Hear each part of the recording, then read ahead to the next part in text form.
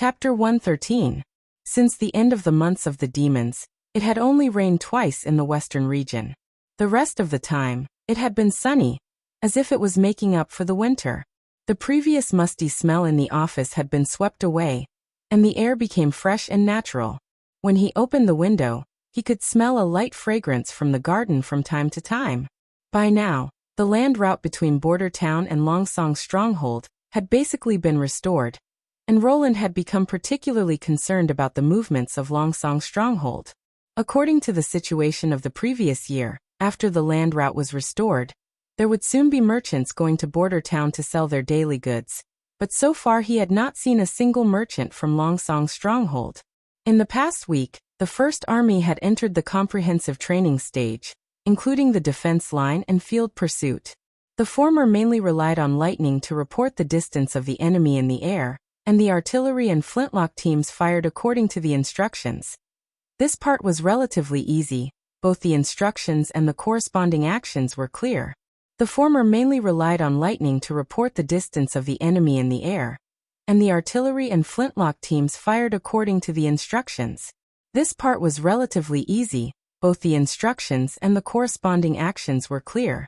The former mainly relied on lightning to report the enemy's distance in the air, and the artillery and flintlock teams fired according to the instructions. This part was relatively easy, both the instructions and the corresponding actions were clear. For example, solid shells at 800 meters and 500 meters, grapeshot shells at 300 meters, flintlock shots at 50 meters, and so on. The key was the field pursuit stage. According to Roland's plan, after the enemy was defeated, it would take the same 3 days to retreat back to Longsong's stronghold. Even if they abandoned the militia and mercenaries and rode back alone, it would take no less than 2 days, so the enemy must camp in the wild. This gave the First Army the opportunity to pursue. With lightning monitoring the whole process, the First Army would follow in a safe area without being discovered by the scouts, and the artillery and ammunition would be transported by Little Town. When the enemy set up camp for the night, the troops would complete the encirclement, and in the early morning, they would launch a pincer attack and annihilate the enemy. The plan did not seem complicated, but in the absence of radio communication, it was almost impossible to separate the troops and launch a joint attack. Roland could only use the witches at this stage to make up for the lack of communication. As for the final result, he was not sure. Another point was that there was not much gunpowder left, so the comprehensive training stage did not carry out live firing, and the main training was the cooperation between the firearms and artillery teams, as well as the cooperation between the First Army and the witches. He had already sent people to the faraway Fallen Dragon Ridge and Redwater City, hoping to find more sources of saltpeter there. If they could not replenish their gunpowder in time, the First Army's muskets could only be used as spears after 2 battles. Roland wrote down some new procurement plans on paper, including saltpeter, grains, seeds, and other materials. He intended to let Barov send another apprentice to Grey Castle to try his luck. There was an abundance of commodities there, especially saltpeter. As summer approached, King City's saltpeter factory would certainly be operating at full capacity. As a city with a large number of nobles and wealthy merchants, once the weather became hot, the consumption of saltpeter would be astonishingly large.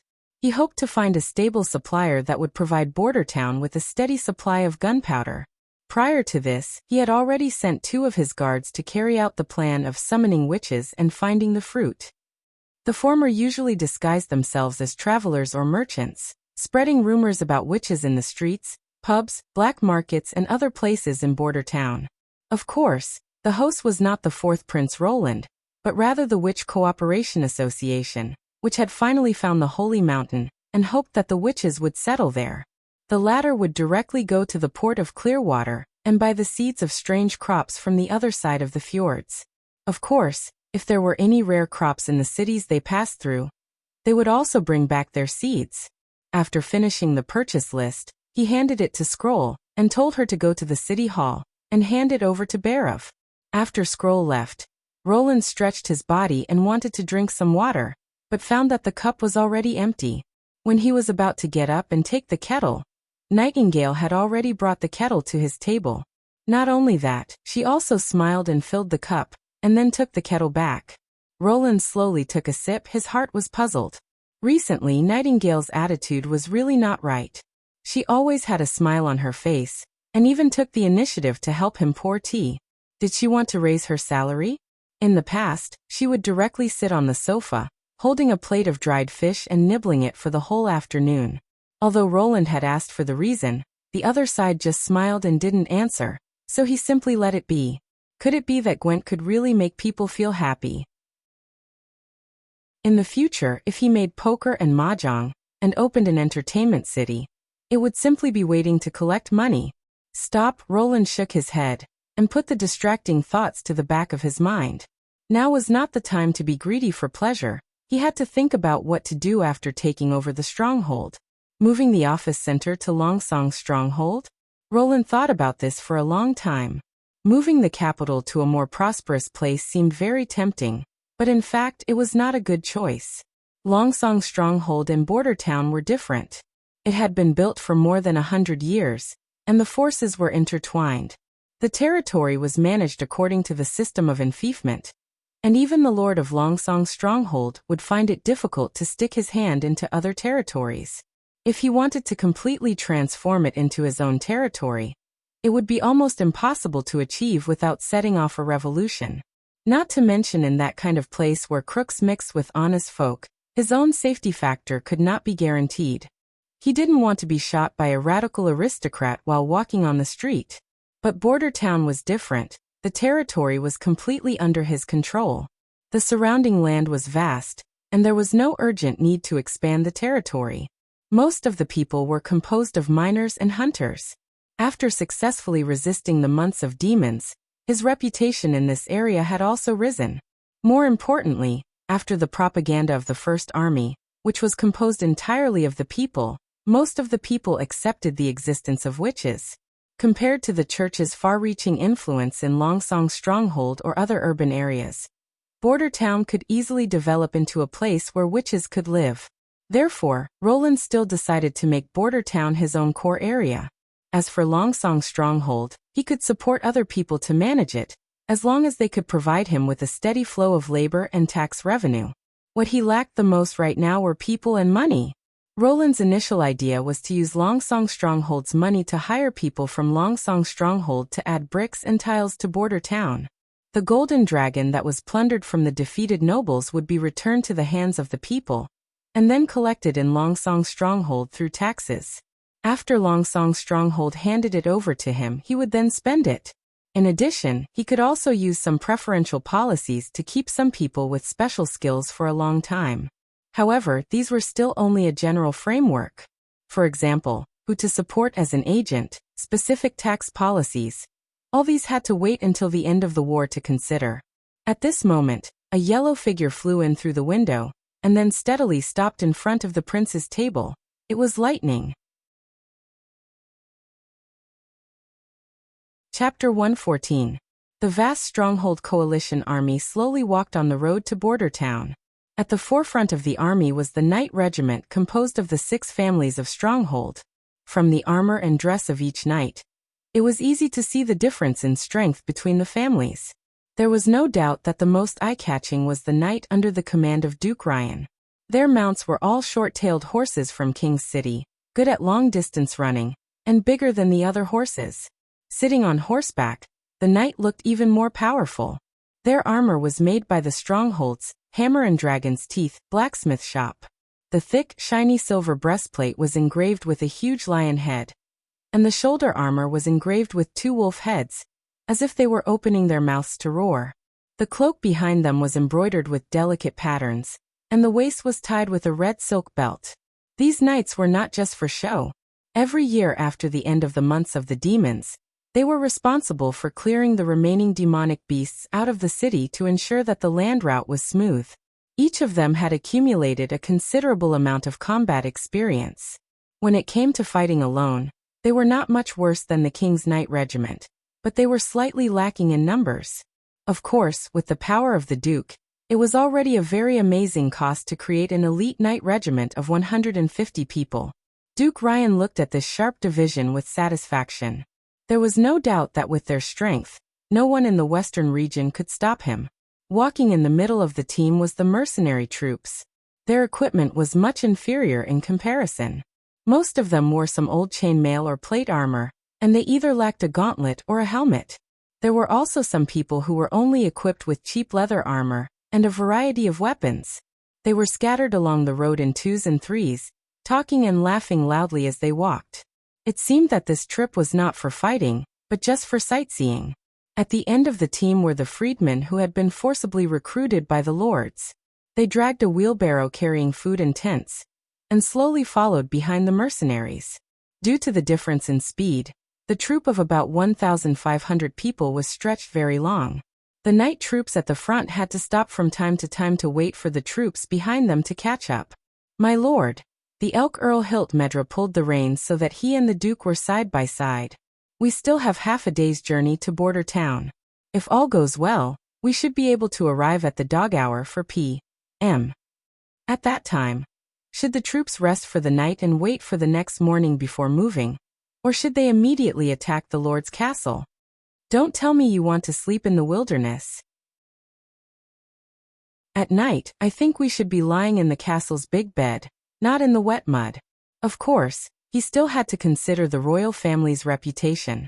"After arriving at Border Town, I will first send an envoy to persuade him to surrender." The Earl of Honeysuckle, who was walking slightly ahead, turned around and said, "The knight's men and horses are tired after a day of walking. Wouldn't it be inappropriate to attack directly? After all, Roland Wimbledon relied on his miners to safely survive the entire months of the demons. I think it's better for us to be cautious." "Haha, it's fine if others don't know, but even you don't know the details of the demonic beasts? My old friend, they are indeed terrible in the wild, fast and amazingly strong, but if there is a wall, most of the demonic beasts are just targets. After all, they are just a group of beasts." The elk Earl shrugged and said, "I was surprised that he could build a wall so quickly, but with this alone, it is impossible to resist my knight, right? They are not brainless fools." "Exactly. And I also received a message from the north," the Duke of Ryan said casually. "This year's Hermes was attacked by a large number of hybrid demonic beasts, and the new holy city almost fell. At present, it is not clear why, but it seems that this year's demonic beasts are heading for the new holy city, and the western region is just a few fish that escaped the net." As the lord of the western region, his eyes were not only focused on this remote area, but also on the major cities and towns for many years, who continuously sent him the latest information. The tragic battle in the north was not the main point. A few days ago he received a secret report from Cliff City, saying that the new King Timothy and Queen of Clearwater Garcia had a fierce battle in the Eagle City of the southern region. And according to the previous news, Timothy's team should arrive in Eagle City in a month. The letter did not mention the battle, only described that when Timothy returned from Cliff City, there were only a few of the thousands of troops left, and he was even unable to block the road as he did when he came. Some people also saw that Eagle City was set ablaze, and the rising black smoke column was almost at the same level as the clouds, and the residents of the surrounding towns witnessed this spectacle. There was no doubt that, regardless of whether the Queen of Clearwater was killed by Timothy or not, such a tragic loss was a serious blow to the new king. This secret letter made the Duke of Ryan restless, and overnight he sent many of his trusted aides to King's City and the eastern region, hoping to find out Timothy's current situation. If this battle between the two kings had the opportunity to destroy the new king's unstable regime, he absolutely did not mind adding another torch to the fire. If he wanted to be an independent king, now was almost the best opportunity. The soldiers in the north were buried at the foot of the holy city, and the south had just experienced a war, and obviously needed to lie down and lick their wounds. Not to mention the eastern region and King's City, it was likely that they would not be able to recover for a few years. As long as he pulled a group of people to eat the north, he could tear Greycastle in half. At that time, his territory and population would be comparable to the continent's northernmost kingdom of Eternal Winter, and his strength would be able to compete with Greycastle in the southeast. And he, Osmond Ryan, would be the first king of this land. Thinking of this, the Duke showed a proud smile. He hoped that after this farce ended today, tomorrow he would immediately set foot on the road home with the prince. If he was lucky, 3 days later he would be able to receive good news from his trusted aides in the castle. When the sun gradually set in the west, approaching the peak of the mountains, Ryan saw the looming outline of Border Town Castle. And outside the town, a group of densely packed figures. "Father, Your Excellency," Ren Med, who was responsible for leading the way in front of the team, rushed back to report. "Those people in front should be the fourth prince's guards. They are all armed, and it seems that they do not welcome us." "That's good, at least we don't have to bother going to the castle to invite him," the Earl of the Elk family said with a smile. "Go inform the knight to slow down. We are still far away from the charging distance." "Yes, father." Ren accepted the order and left. Duke of Ryan raised the telescope, looking at the enemy's formation. The team in the mirror looked very strange. They were holding strange weapons, standing next to each other in 2 dense rows. If the weapon was a spear, then it was impossible to see the spear tip, and the grip was too short. Moreover, the enemy's formation was too unreasonable. Such a thin line of defense. Wouldn't it be easy to break through? This made the Duke a little confused. Even if the prince didn't have any military knowledge, he still had the knight and his guards. It was impossible for them to accompany him, right? After thinking for a moment, the Duke decided to let the mercenaries take the lead. And the knight's troops temporarily stopped in the charging acceleration area to wait for orders, to see what the prince was planning. Of course, the messenger to persuade the prince to surrender was still needed. Duke of Ryan called for a guard. "You go and tell the prince, I have no intention of hurting him, but the decree of King Timothy Wimbledon has arrived. I have no choice but to obey. If he puts down his weapons and surrenders now, he will not suffer any harm, and I will escort him back to King's City in accordance with the treatment of a prince."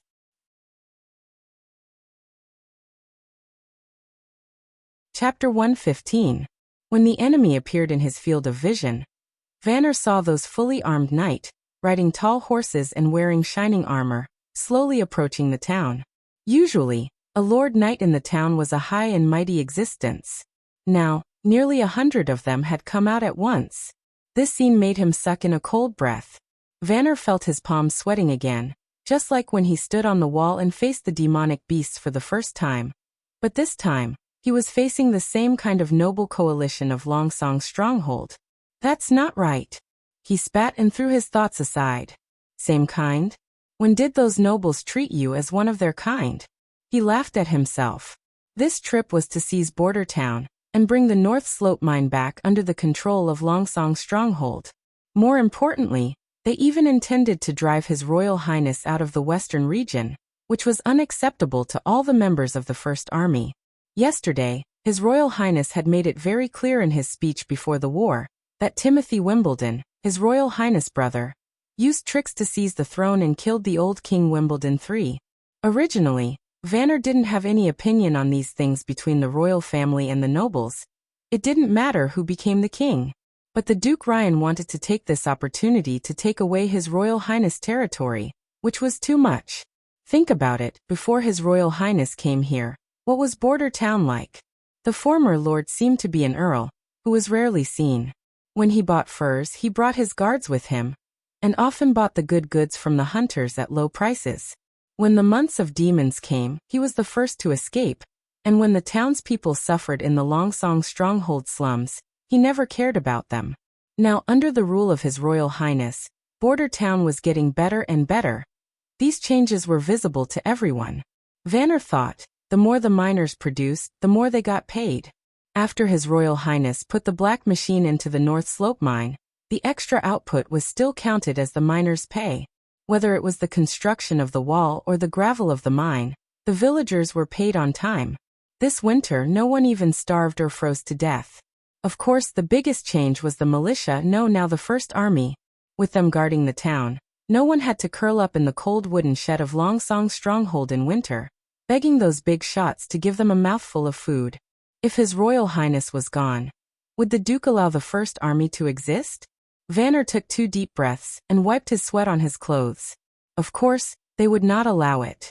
The nobles of Longsong's stronghold did not care about the lives of the townspeople. This was exactly what His Royal Highness had said. Only an army composed of the people would be willing to fight for the people. He raised his head and looked at the left side of the sky. There was a black dot circling in the distance.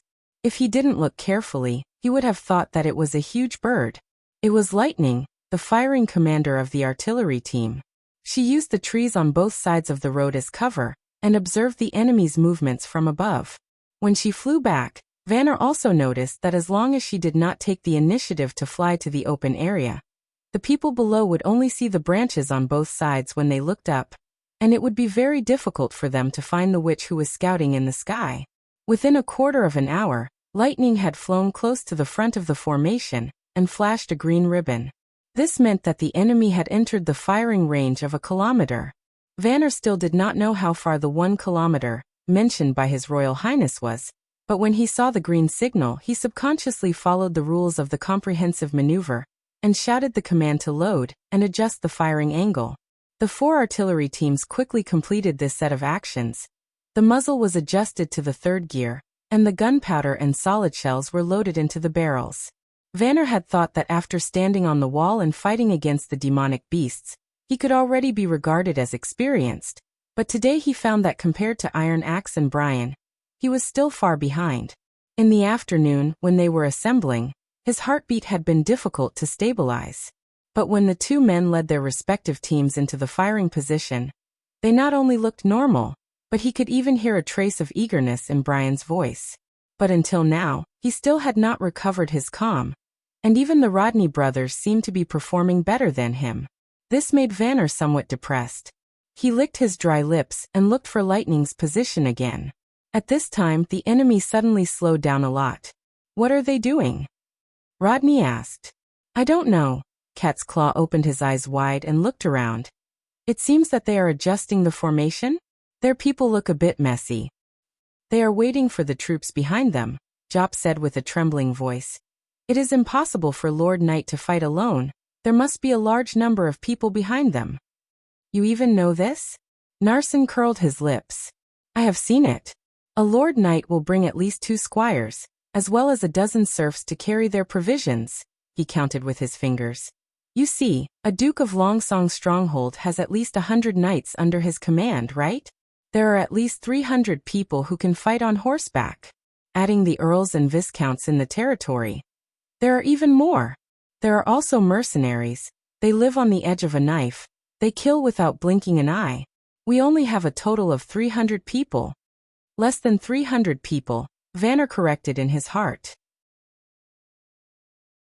"Only 270 people are equipped with weapons, according to His Highness. This is called insufficient production. Now those who don't have guns have been sent to the artillery team to carry ammunition for the 4 cannons." But seeing that there were still people who performed worse than him, he felt a little better. "That's the mercenaries, they are coming," Jop whispered. Vanner raised his head and looked, only to see a group of people dressed in a variety of clothes gradually occupying the front of the battlefield.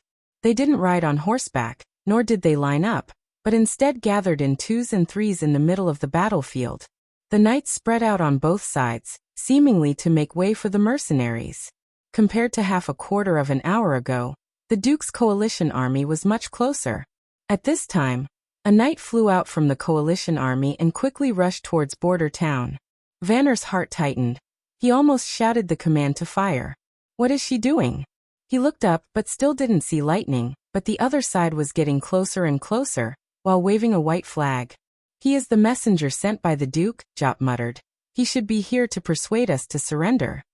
"That's none of our business." Rodney squatted down behind the cannon, his line of sight aligned with the center line of the cannon barrel. "Leader, the cannon needs to be adjusted. Most of the knight have already left the battlefield." In the previous live fire practice, they had been repeatedly taught that the attack range of the cannon was in a straight line in front of the muzzle, so if they wanted to hit the target, they had to overlap the target with the center line of the cannon barrel. The 5 of them turned the cannon slightly, until the knight troops at the forefront of the coalition army entered the direction of the muzzle. The messenger who came alone was immediately escorted to the rear of the defensive line by Sir Carter, but Vanner knew that the Duke's move was only a waste of time. His Highness the Prince would never agree to surrender. Suddenly, Lightning sped up and flew towards the town's defensive line, her arms waving, the yellow ribbon in her hands fluttering in the wind. The yellow signal meant that the other side had entered the range of 800 meters. Within this distance, the cannon's solid bullets had a chance to hit the target. As long as the captain of the artillery team didn't indicate that they were forbidden to fire, the artillery teams could freely shoot.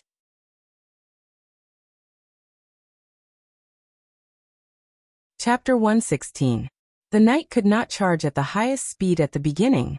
Horses had limited physical strength and could only maintain high speed for a short period of time. Generally speaking, they would let the horse trot at a distance of 1,000 to 800 meters, gradually accelerate at 500 meters, and finally sprint at 200 meters. When the 12-pound Napoleon cannon fired solid projectiles, the theoretical effective range could reach 1,300 meters. Perhaps because of the short range, the cannon made by Roland was too far away to be seen from a kilometer away. Therefore, he had to open fire at 800 meters. At this time, the accuracy of the cannon was guaranteed, and the shell would still bounce forward after landing, causing line damage. The probability of hitting multiple targets was still relatively high.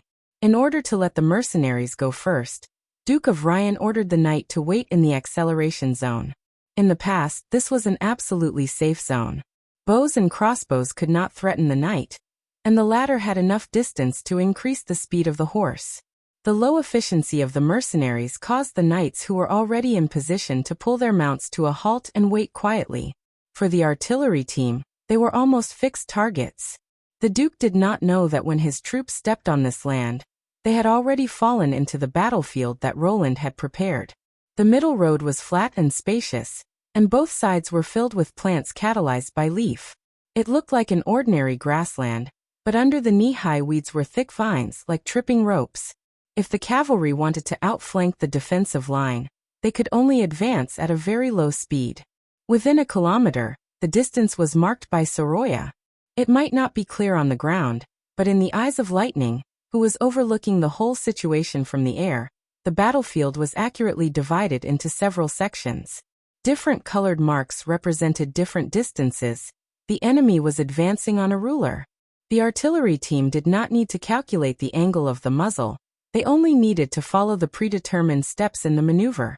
The 12-pound cannon of Vanner Group was the first to roar. A large amount of gas produced by the detonation of the gunpowder pushed the projectile outward. When it flew out of the muzzle, it had accelerated to more than 400 meters per second. Almost in the span of 2 breaths, the shell hit the ground with a whistling sound, passed between 2 knights, and fell into the grass beside the road. The splashing soil and gravel startled the horses. One of them did not have time to react, and accidentally fell off the horse. The other 2 cannonballs also missed, causing a trail of dust to rise. In the first round of firing, only the last group of cannons was lucky. There was no one in front of the iron ball. A knight happened to pass in front of it when he was controlling his frightened horse. His armor was useless in front of the huge kinetic energy. After the iron ball pierced through the thin iron skin and flesh, it bounced a little on the ground and broke another knight's calf. The knight's horse was also cut open, and its internal organs flowed out on the ground. If the knights were in the normal acceleration phase, they would have adjusted the angle of fire for the next round of bombardment. But this sudden attack had clearly shocked the Duke's coalition army. They did not even know where the attack came from or how it was launched. The speed of the cannonball was beyond the ability of the naked eye. The knight did not receive the order, but he could not see the speed of the shell. The Vanner team completed the reloading process as fast as possible, and the second round of bombardment began. Under the hot weapons, the flesh and blood were exposed to the fragility and softness of the body. Once the iron ball passed by, it would be an irreversible injury. The knights who were hit directly not only had their limbs broken into several pieces, but also blood splattered everywhere. Only when the shell fell to the ground and formed a second ejection, people could faintly see a vague black ghost, wantonly taking the lives of its companions in the crowd. After 2 rounds of bombardment, the Duke finally connected the fire, roars, and inexplicable attacks in the enemy camp. The enemy seemed to have an incredible weapon, whose range was far beyond the crossbow, almost comparable to the fortress's trebuchets. Thinking of this, the Duke ordered his men to blow the horn to attack. As long as the distance was closed, this long-range weapon would basically lose its effect. However, the knight showed a completely different reaction. After hearing the horn, some people began to speed up in the direction of the town. Some people were still competing with their horses, and a small number of people had retreated to the rear. Coupled with the swarming mercenaries, the whole scene was chaotic. The attacking knight returned to the main road, and the gunner team immediately became busy. In addition to cleaning the barrel and reloading the ammunition, they also needed to move the gun carriage. At this time, Lightning once again returned to the line of defense, and the ribbon in her hand was replaced by a red one. The red signal meant that the enemy had approached within 500 meters, and at this distance, the cannons could hit more than 80% of the targets. Vanner shouted, "Level the firing angle! Quick, ignite, ignite!" After the deafening roar, he did not even have time to observe the results of the battle, and directly turned to the ammunition delivery staff and shouted, "Shotgun, send the shotgun up." In the artillery training, His Royal Highness had repeatedly stressed that if a red signal was seen and the barrel was loaded with solid shells, they should immediately fire and load the shotgun. If it had not been loaded, they should change to the shotgun and wait for the enemy to enter the range of 300 meters before shooting. The canister shell looked like a barrel-shaped tin can filled with finger-sized iron pellets and sawdust. The diameter of the can was smaller than the barrel, so after filling the canister shell, an extra thin piece of wood had to be stuffed in before the canister shell was filled. When they waited for Lightning to send the purple signal, the 4 cannons almost simultaneously opened fire. This was also the first time that Vanner used the shotgun for live firing. According to His Royal Highness, the shotgun was not easy to recover after being shot, so he only practiced the procedure without igniting it. Today was the first time that he witnessed the amazing damage caused by this special shell. After the tin barrel flew out of the muzzle, because of the huge pressure difference, the iron balls inside rained down on the enemy, and the knight within 300 meters was suddenly covered by a metal storm. Blood spurted out of the bodies of the men and horses, and they instantly fell down like wheat being cut down. Some iron balls still had a lot of kinetic energy after penetrating the human body, so the overlapping targets could not escape this disaster. The knight, who were lucky enough not to be covered by the barrage, finally approached the sprinting distance. There was only one thought in their minds, that was to break through this thin line of defense, and slaughter those cowards who only knew how to hide behind the line of defense and use evil weapons. It only took a short 20 breaths to cross the last 150 meters. The remaining knight lowered their bodies and accelerated their horses to the highest speed. However, this 150 meters seemed to be close in front of them, but it was actually an unreachable distance. The last round of shotgun fire completely destroyed the fighting will of the knight. Within a range of 100 meters, the iron balls, which were not easily deformed, could already penetrate 2 or 3 people. The conical area in front of the muzzle became the domain of the Grim Reaper, and almost none of the more than 20 knight who rushed at the front was spared. The only difference was that they were hit by a few bullets. The team collapsed. There was no way to recover the team that had collapsed because of fear. The knight in the back turned their horses around and wanted to escape from the battlefield. Seeing the knight regiment scattering in all directions, the mercenaries were naturally not willing to take a step forward. They had always worked for money, and they would never risk their lives to do this kind of unprofitable business. Now that it was time to retreat, the mercenaries ran away much faster than when they came. The tide of defeat engulfed the Duke of Ryan's coalition forces, and the situation quickly became out of control. The people squeezed back and fled, and those who were pushed down were trampled to death. No one had time to care about others, and they only hated themselves for not having 2 more legs.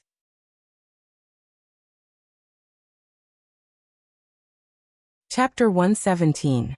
This was the first time Carter Lannis had seen such a battle.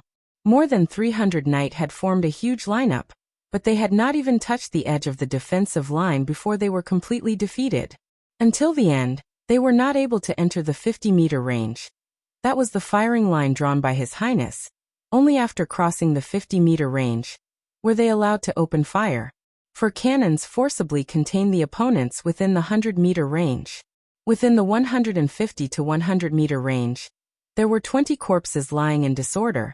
And these people, like himself, were all skilled knight. Otherwise, it would have been impossible for them to control the horses to move forward at high speed under the roar of the cannons. Carter was glad that he was not one of them. He had a faint premonition that the future war would become very different. And with such a powerful force, Roland Wimbledon would ascend to the throne sooner or later. After seeing the tragic battlefield, a few people in the First Army began to feel dizzy, vomiting and other adverse reactions, but because it was not close combat, the shock of killing the enemy with cannons was less than that of killing the enemy with a blade, so the reaction was not serious. Carter selected a group of hunters who were accustomed to seeing severed limbs and blood to collect the bodies of the dead, and at the same time to search for those who were still alive. The sun gradually set behind the mountains.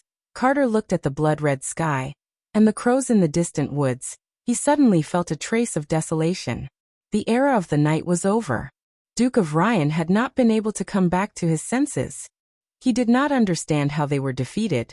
The line of defense was obviously as thin as a cicada's wing, as long as a light poke could penetrate it, but the knights scattered in all directions as if they had seen the devil.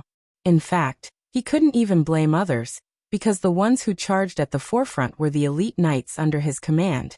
His personal guards cut down several people, making the swarming mercenaries avoid the Duke's position.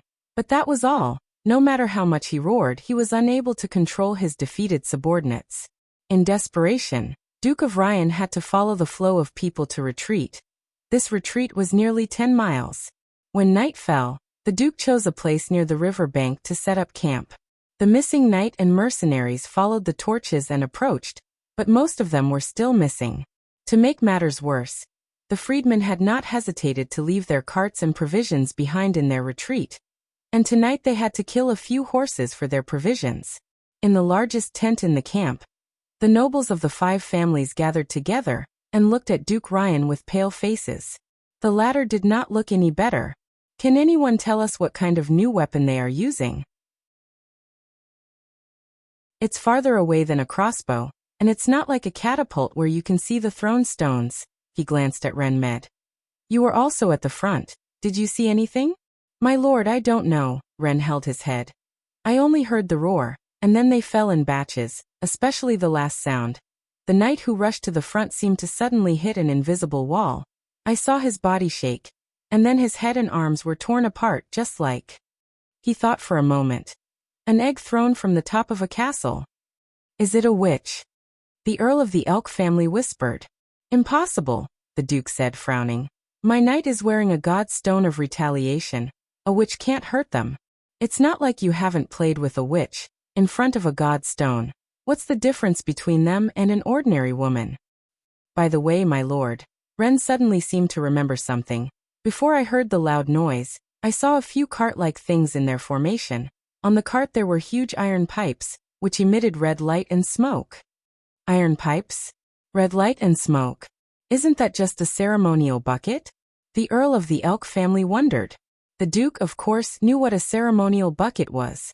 In the past, only the nobles in King's City used it during major celebrations, but now almost every lord had one or two.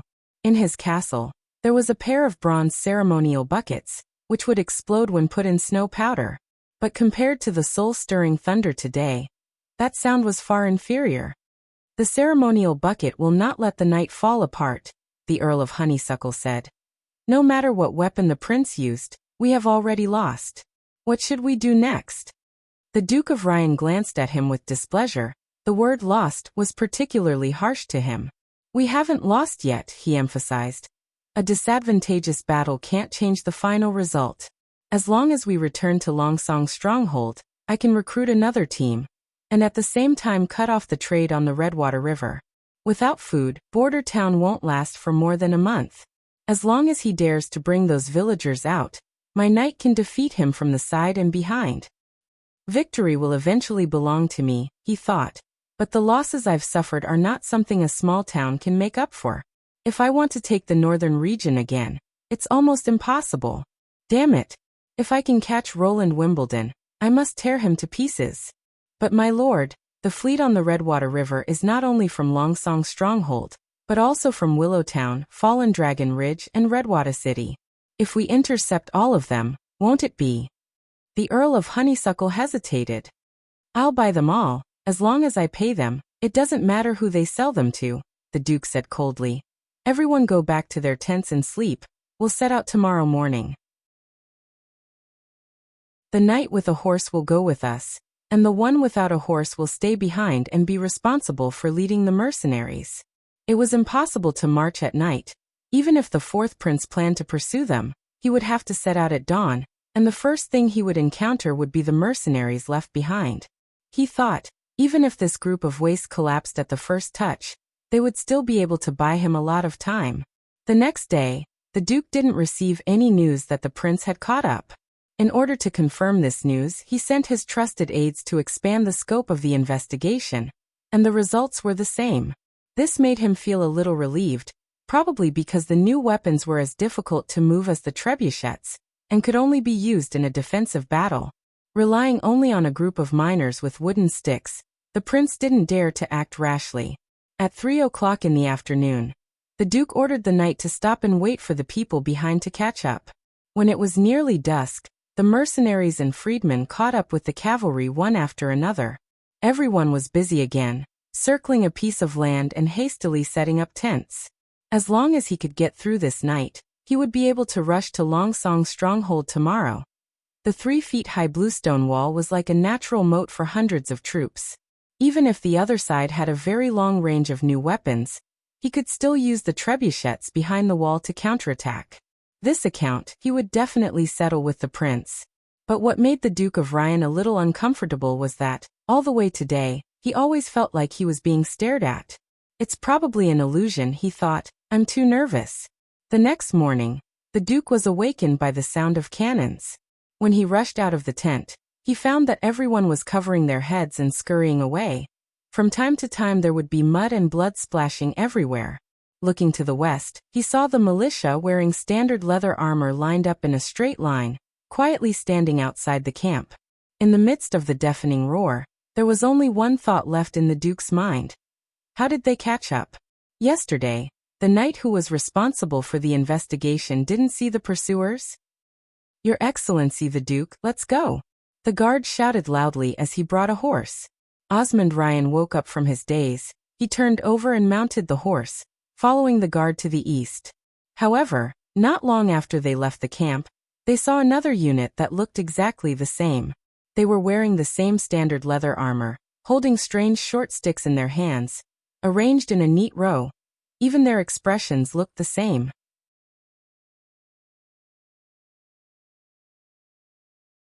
Chapter 118. Although Roland had the first army train twice a week, he had never tried to march at night. It was dangerous to dispatch troops at night. They couldn't see the road clearly, they could easily be attacked by wild beasts and poisonous snakes, and it was easy to get lost. Holding a torch was simply a natural target.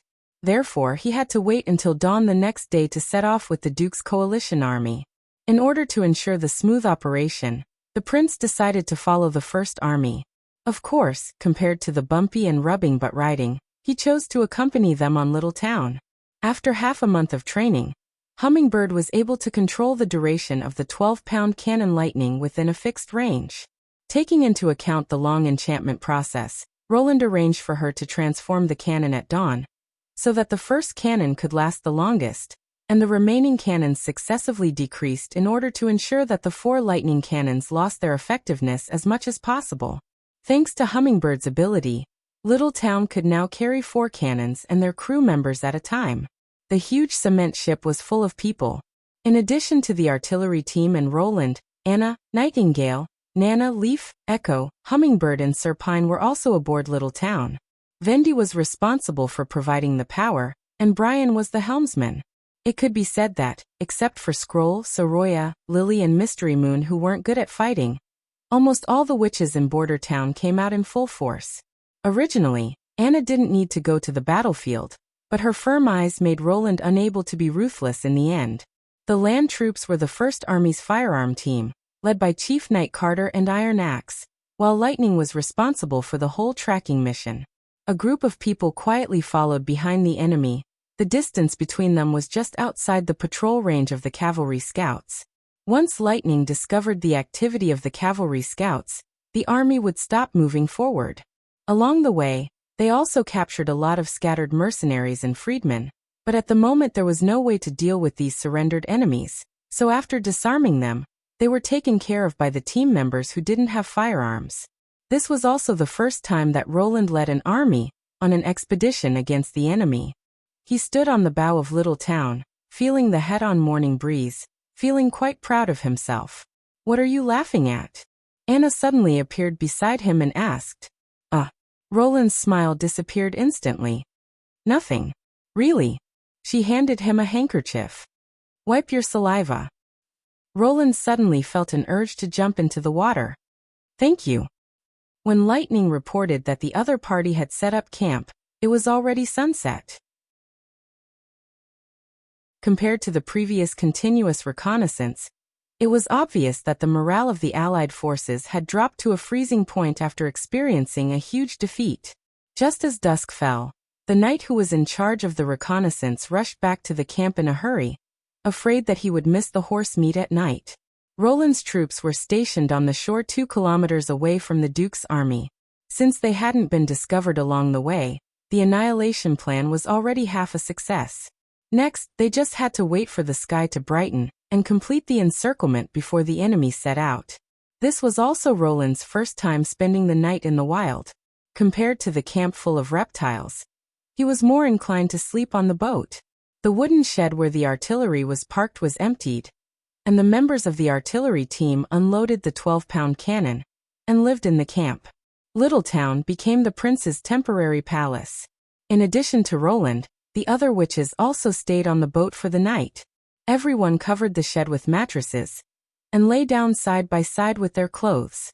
Roland wanted to be reserved, but he found that the witches didn't care about it at all. In addition to Anna, they had all suffered a lot. During the days when they were homeless, sleeping in the wild was a common thing. After a while, everyone fell asleep.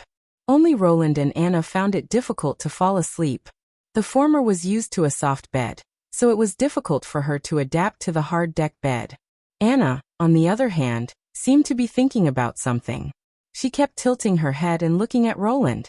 When the prince turned his head, Anna would quickly close her eyes and pretend to be asleep. But under the moonlight, her eyelashes could still be seen trembling slightly.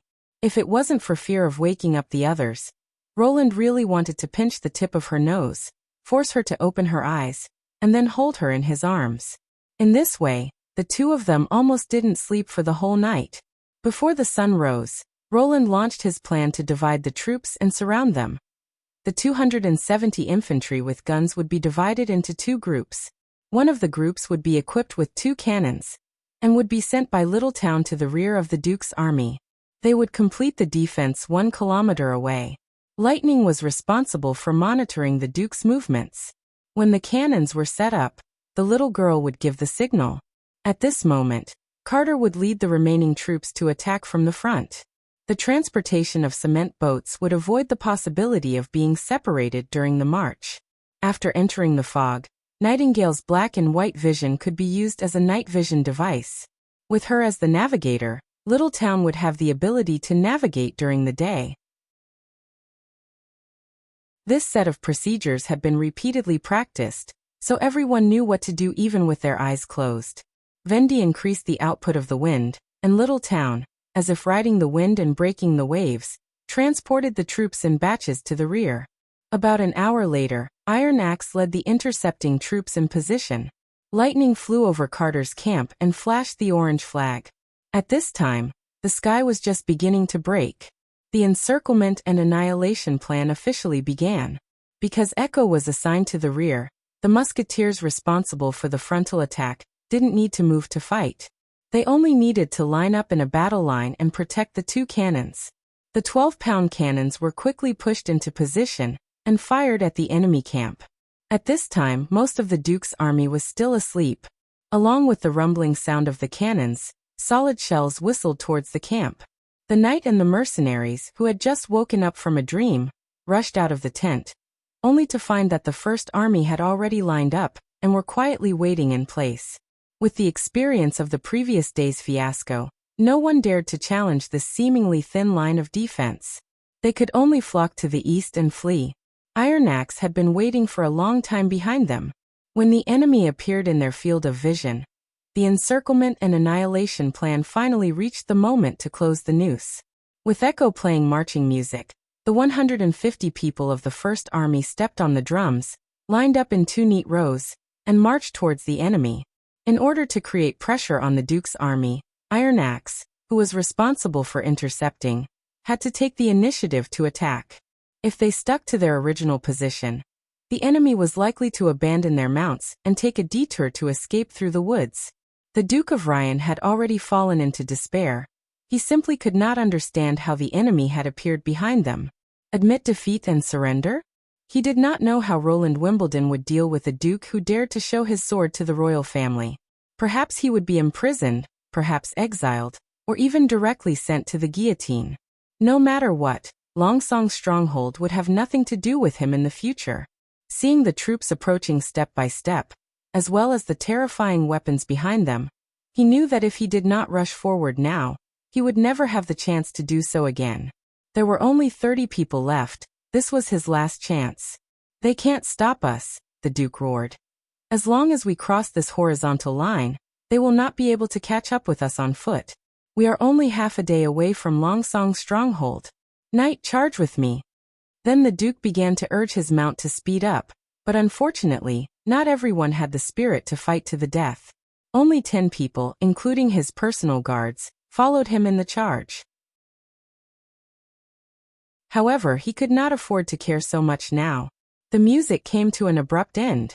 The other side stopped in unison, standing in front of him like a wall. Then he saw those people raise the short sticks in their hands. When the Duke of Ryan was only 100 steps away from the human wall, a series of banging sounds rang out.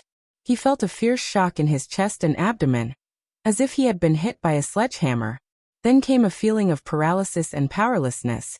His body leaned back and fell from the horse's back to the ground.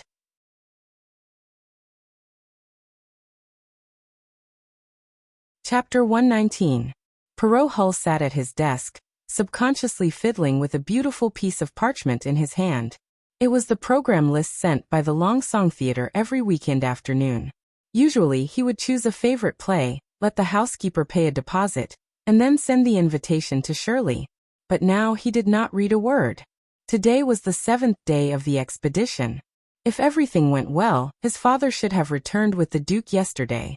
Maybe he was delayed on the road, or maybe he was tired and rested in border town for an extra day.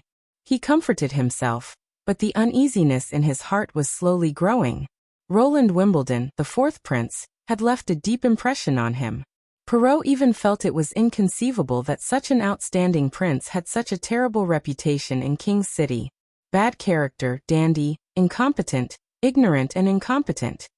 Any evaluation was different from the prince he knew. That was why his uneasiness was so strong. He was afraid that the Duke would lose to him. Young Master Perrault, the housekeeper shouted outside the door. There is a letter from Stronghold. From Stronghold? Perrault was stunned. Bring it in. Peeling off the cover, the first sentence on the letter left Petrov dumbfounded. This was a letter from Prince Roland. Duke Osmond Ryan attacked this king's territory with force and attempted to rebel, but failed. The Duke himself was executed on the battlefield, and now Longsong's stronghold is in my hands. The Duke was defeated? His heart sank, and he continued to read. Except for a few diehards, most of Duke Ryan's accomplices had surrendered and pleaded guilty. Those who rebelled against the royal family should have been executed, but I am merciful and only executed the ringleaders and unforgivable people. The rest of the participants can redeem the captives with money according to the past war custom. The place of exchange is the Lord's Castle of Longsong Stronghold. The following is the list. The wording of this official document was extremely awkward, and it was not the common diplomatic language, but the meaning was clear. The Duke failed in his rebellion and wanted captives. Redeem them with money. Perrault looked down slightly, and his father's name appeared in the first row. Hades! He shouted the housekeeper's name. Prepare the carriage, I'm going to Stronghold Castle. Count Honeysuckle's territory was to the east of Stronghold.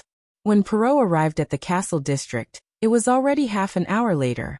In front of the Lord's castle stood the militia that he had never seen before. They did not have shiny armor, nor did they have capes or ribbons. In their hands, they held a strangely shaped short stick with a sharp spear at the top.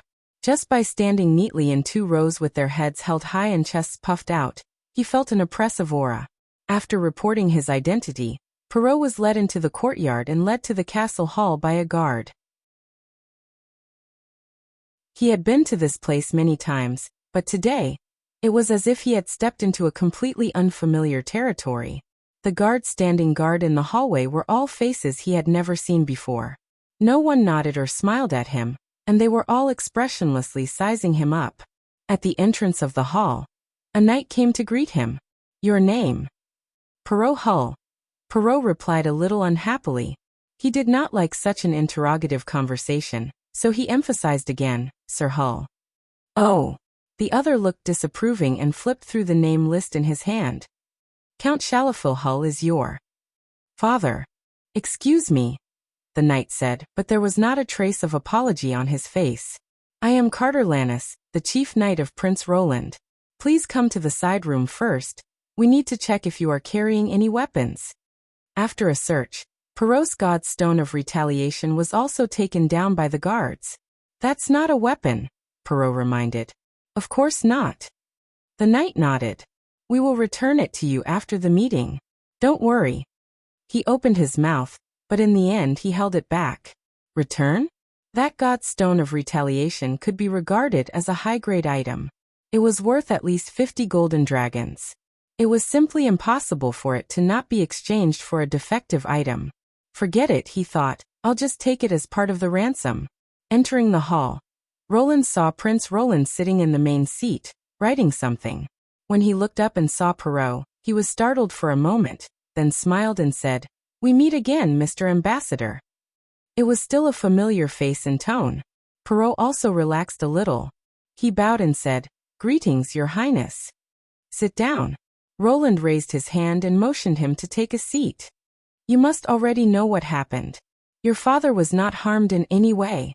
He was one of the first to surrender." "Thank you for your kindness, Your Highness," Perrault said quickly.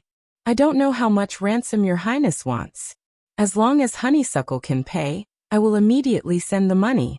"I don't need money," Roland shook his finger. "I want livestock and people." It was normal to want livestock. Even 50 years ago, when conflicts broke out between the lords, the loser would compensate the cattle and sheep. Perrault had read about this more than once in the book. But, what does he mean by asking for people? "Your Highness, cattle, sheep, horses, there are a lot of them in Honeysuckle's territory. As for the people you mentioned, it's very simple. I want masons, stonemasons, carpenters, farmers, and serfs." The prince handed over a roll of paper. "You can convert them according to the value above. As long as the total is 3,000. He smiled. "By the way, because His Excellency the Count is regarded as the one who captured the most titles, his value is also the highest." Perrault spread the roll of paper in front of the table. He saw that it was full of professions and livestock types, followed by a number such as cattle 3, sheep 2, stonemasons 10, and so on. He immediately understood what the other side meant. The value of 3,000 meant that 1,000 cattle, or 300 stonemasons, were needed to redeem his father. Of course, his territory didn't have so many cattle and stonemasons. Moreover, just by arranging the items on the paper, there would be many choices. As a noble who dealt with trade every day, Perrault instantly realized that there was a lot to be done. As long as he was given a few days' time, he would be able to calculate the optimal solution and meet the requirement of 3,000 points at the lowest cost. "Your Highness, can I?" "One day, I can only give you 1 day." Roland stretched out a finger. "This refers to the time you have to make a choice. After all, if you want to gather so many materials and people, it will take at least 3 or 4 days. Moreover, I won't stay here forever. After a week, I will leave this place." "But 1 day is really—" Perrault suddenly froze and stared at the prince. "Wait, you just said you want to leave? What does that mean?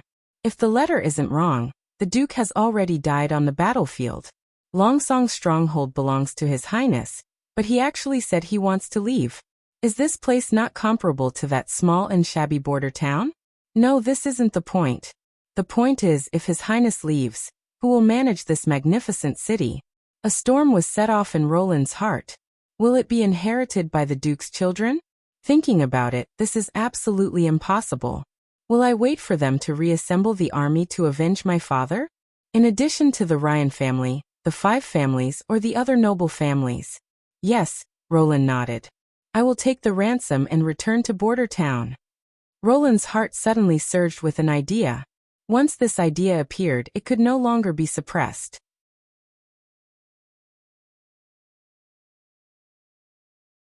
Chapter 120. Roland looked at Perrault with great interest and suddenly laughed.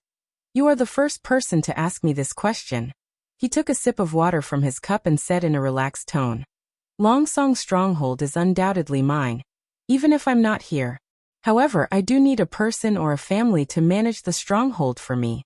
So what you should ask is not the ransom, but the agency fee. Agent. Perrault was no stranger to this word.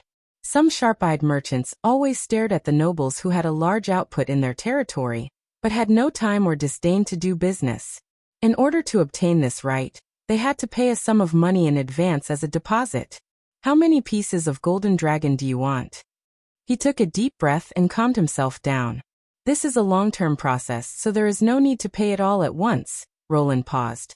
30% of the stronghold's tax revenue every month, as well as 1,000 pieces of supplies, the rest is yours. It's not outrageous, Perrault thought. As long as I can completely occupy Longsong Stronghold, such a price can even be said to be fair. The other side is not joking. He confirmed this point. His Royal Highness really intends to do this. This is a once-in-a-lifetime opportunity, Perrault told himself in his heart. He and the prince were not enemies. The Duke had been completely defeated, and his children would be deprived of their inheritance. If the coalition of the 6 families could not defeat the prince, who else could stop him from actually owning the Western Territory? Relying on a powerful force was the basic rule for the continuation of the aristocracy. If they could get His Royal Highness approval before the other 4 families, the Honeysuckle family would become the largest aristocratic family in the Western Territory. Your Royal Highness, why don't you stay here? This castle is much larger than the one in Border Town. You actually want to ask why I don't manage the stronghold myself, don't you? Roland looked at the slightly embarrassed Perrault and said with a smile. There are many reasons. For example, the forces here are too complicated, and it would take me a long time to straighten out the relationship between them, not to mention to profit from it. If I support a local aristocrat, presumably he knows better than me how to govern this place. This is a win-win deal. In addition, there are many reasons. You can go back and think about it slowly. The prince toyed with the silver cup. By the way, if I choose you as my agent, you won't take revenge on me for the Duke, right? Of course not, Your Highness. Although the last question was a little abrupt, Perrault still replied immediately. Now that the Duke was gone, the first thing the 5 families thought of was how to divide his territory. Who cared about revenge? However, Perrault also knew that the reasons given by Her Highness were not the real reasons. The forces were too complicated and difficult to straighten out. In the face of overwhelming power, he could completely eliminate the opposition forces.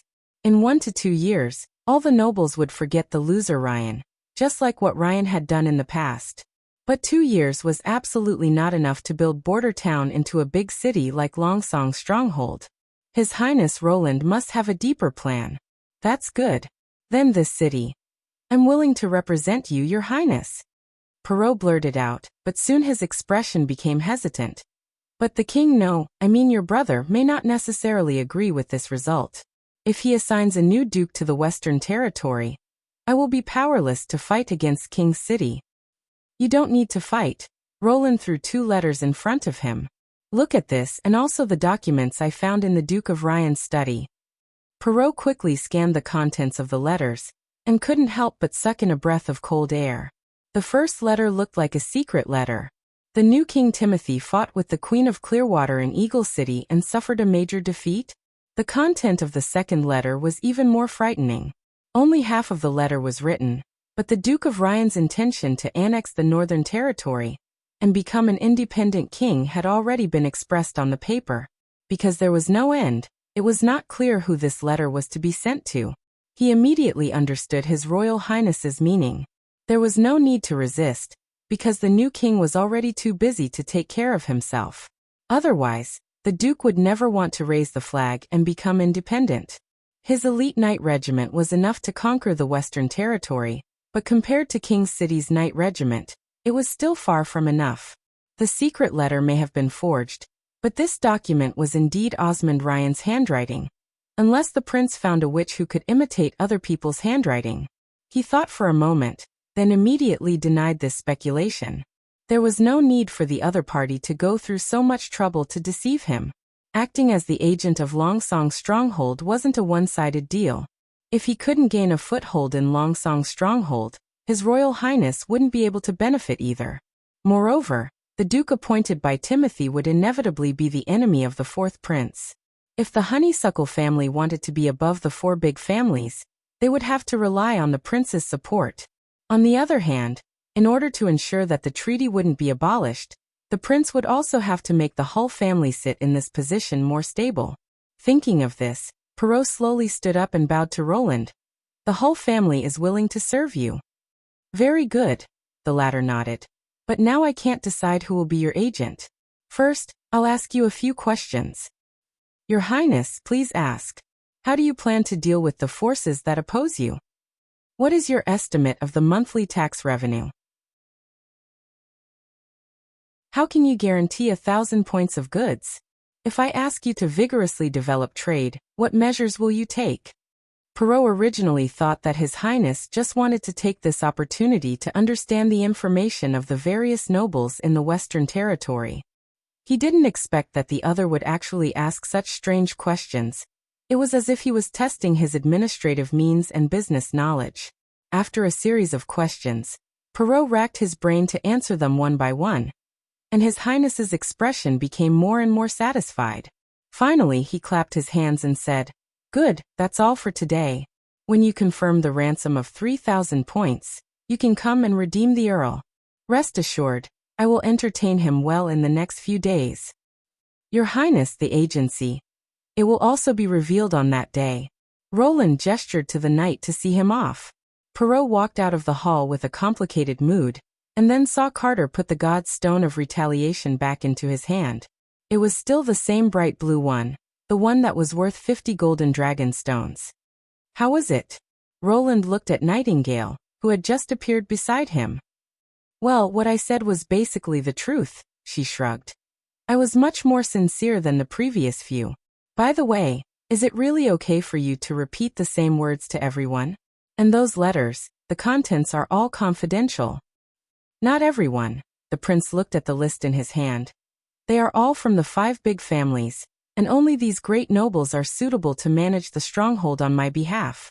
If they are not strong enough, even if they sit in this position, they will not be able to operate the stronghold, and will only cause the various forces to fall into endless internal strife. As for the news of Timothy Wimbledon's defeat in Eagle City, it is not a secret. Sooner or later this news will spread throughout the whole Grey Castle. What I have to do is to make it spread a little faster.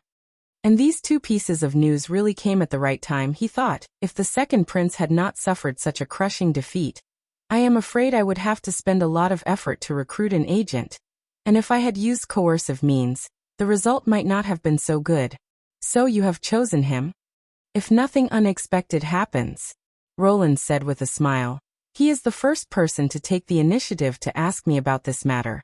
Subjective initiative has always been the most important quality of an employee. And I did not expect that the 5 big families would have someone so proficient in administration and trade. I thought they only knew how to ride horses and kill.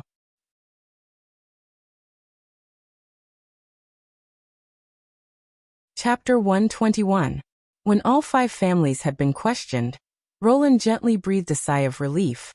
He leaned back in his chair, and Nightingale took the initiative to walk behind him, stretching out her hands to massage his shoulders. From defeating the Duke to entering the city and occupying the Lord's castle, it only took 1 day. Things went smoother than he had imagined. After the Duke's death, Most of the people chose to surrender. The mercenaries even changed sides and knelt on the ground, expressing their willingness to work for His Royal Highness. So the mercenaries guarded the surrendered knight and nobles, and the first army guarded the mercenaries. A group of people marched towards the east and arrived at Longsong's stronghold at 3 o'clock in the afternoon. When the guards at the gate saw the head of the Duke of Ryan and a large group of captured nobles, they immediately opened the gate and welcomed the fourth prince into the city. Roland didn't summon all the nobles in the city with great fanfare to announce the ownership of the city. Instead, he immediately went to the Lord's castle.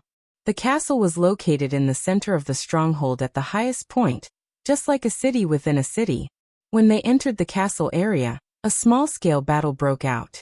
After Nightingale blew up the garden gate with a bag of explosives, more than 20 guards who didn't follow the Duke tried to stop Roland from entering, but were killed by the First Army. When the other side stubbornly resisted, they used crossbows, causing 5 soldiers to be injured, 2 of which were seriously injured. Fortunately, Nana, who accompanied the army, immediately healed them. There were also 10 guards who wanted to secretly escape with the Duke's family through the back door of the castle, but they were discovered by Lightning, who was monitoring from the air, and were immediately surrounded and arrested. The Duke's wife and 2 sons were captured. Until now they were still in the dark, ignorant of the news of the Duke's defeat. After taking control of the Lord's castle, the First Army of Border Town immediately took over the defense of the castle area. It had to be said that the Duke of Ryan's castle was 3 or 4 times larger than the one in Border Town, and its shape was also much more magnificent. 6 watchtowers formed a hexagonal outline, and the main tower in the middle was almost 5 stories high. In this era, it was a rare high-rise building. The garden was equipped with residential warehouses and stables, and there was even a private prison in the castle basement. He packed the valuable prisoners and the Duke's family into the cells, dismissed the civilians, confiscated the weapons of the mercenaries, and placed them in the spare rooms in the garden. At the same time, he picked out a few leaders, gave them high salaries, and let them look after themselves. In Roland's eyes, the North Slope mine was the best home for these opportunists, but he had more important things to do now. That was the most important loot after a battle, commonly known as looting. Roland took a group of witches and searched the castle from top to bottom. He didn't even let go of the god's stone of retaliation that was placed in the vault and the secret room. After a thorough search, the results were simply touching. Just the 2 big boxes of Golden Dragon found in the basement storage were conservatively estimated to contain as many as 10,000 Golden Dragon pills. Nightingale found dozens of eyeball-sized gems in the secret compartment of the bedroom, while Echo found a dark room behind the fireplace.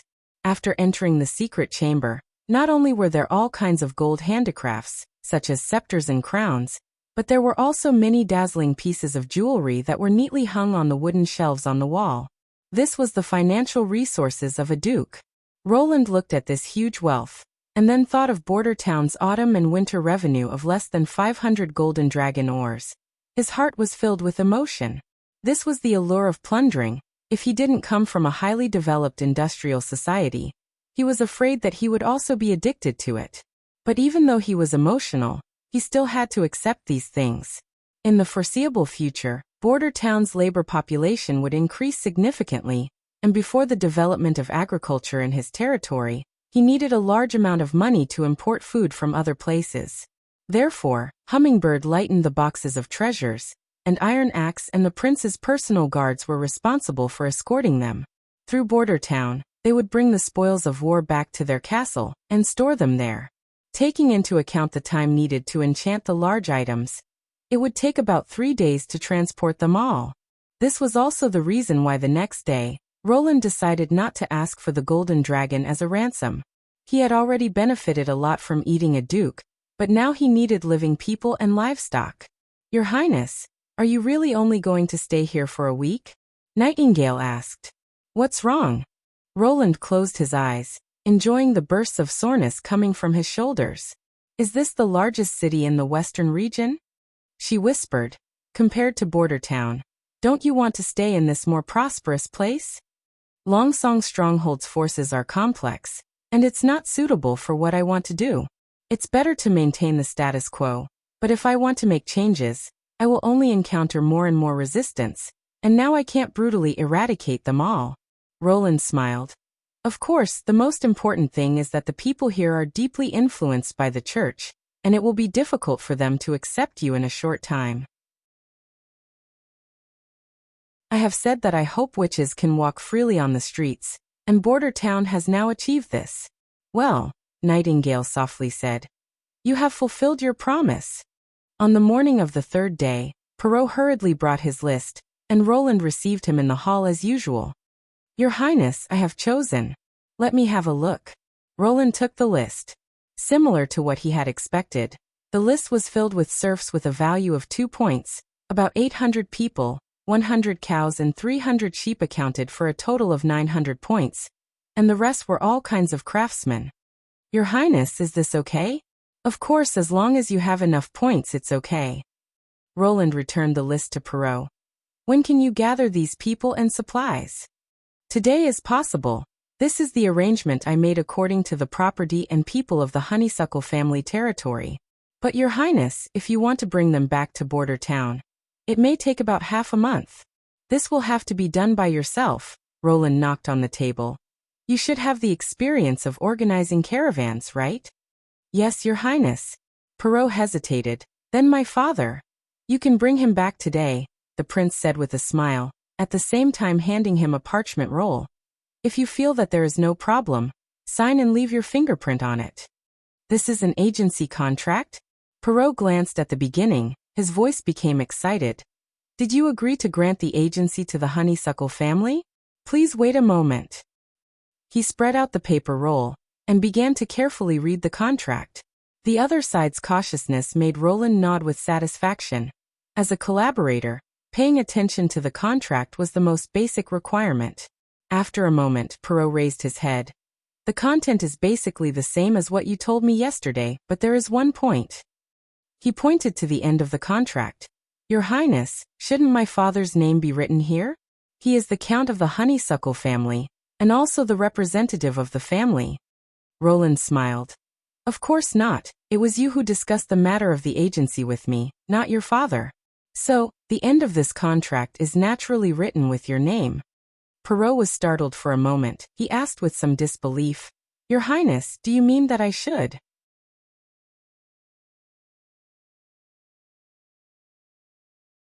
Chapter 122. The dungeon of the castle was not as damp and dark as the prison of Border Town. Probably the Duke did not want his basement to become a haunted house, or to smell a disgusting stench when he walked down the stairs. In general, the dungeon was relatively clean.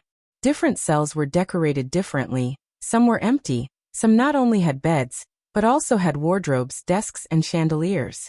Probably the Duke originally used this place as a place to detain some nobles, so basic etiquette must be maintained. Roland also found a special cell in the corner. A large bed occupied half of the room, chains hanging from the ceiling, but the chain head was tied to the iron handcuffs wrapped in a layer of sheepskin, and a variety of whips hung on the wall. It seems that the Duke Ryan has done some research in some aspects, he thought. Unfortunately, I will leave here in a few days, so I can't have a good time to figure it out. As the most valuable captive, Shaliful Hull was naturally locked up in the best cell. If you did not look at the iron railings outside, you would think it was a luxurious bedroom. Living with him were the Viscounts of the Maple Leaf and Wolf families, the eldest son of the Wild Rose family, and the second son of the Elk family. These families, together with Lion Ryan, formed the 6 families of Longsong Stronghold.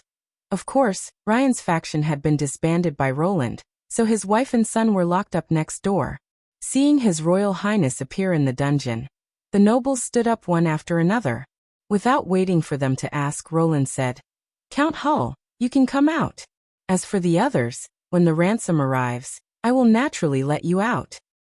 Father. Perrault saw the Count's ruddy face and felt relieved. He glanced at his friend and then looked at Roland.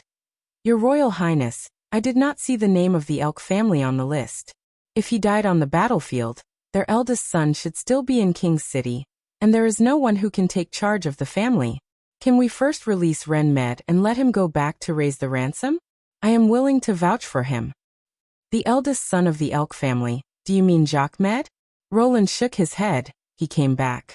Not only did he come back, but he also came to the castle yesterday. But I don't think he intends to pay the ransom. Hearing this, Ren moved closer to the cage in disbelief. Why? He said you didn't protect father on the battlefield. You were the executioner who killed Count Med. Why would he say something like that? The one who killed father was. Ren suddenly stopped talking. Roland said casually, "You're trying to say that I was the one who killed the count, right?" He went to the front of the cage. "Before the months of the demons, your father sent people to sneak into my castle, wanting to burn my provisions. Now he's following the Duke and leading a large group of knights to attack my territory. I'm just retaliating and repelling the invaders. So am I the murderer?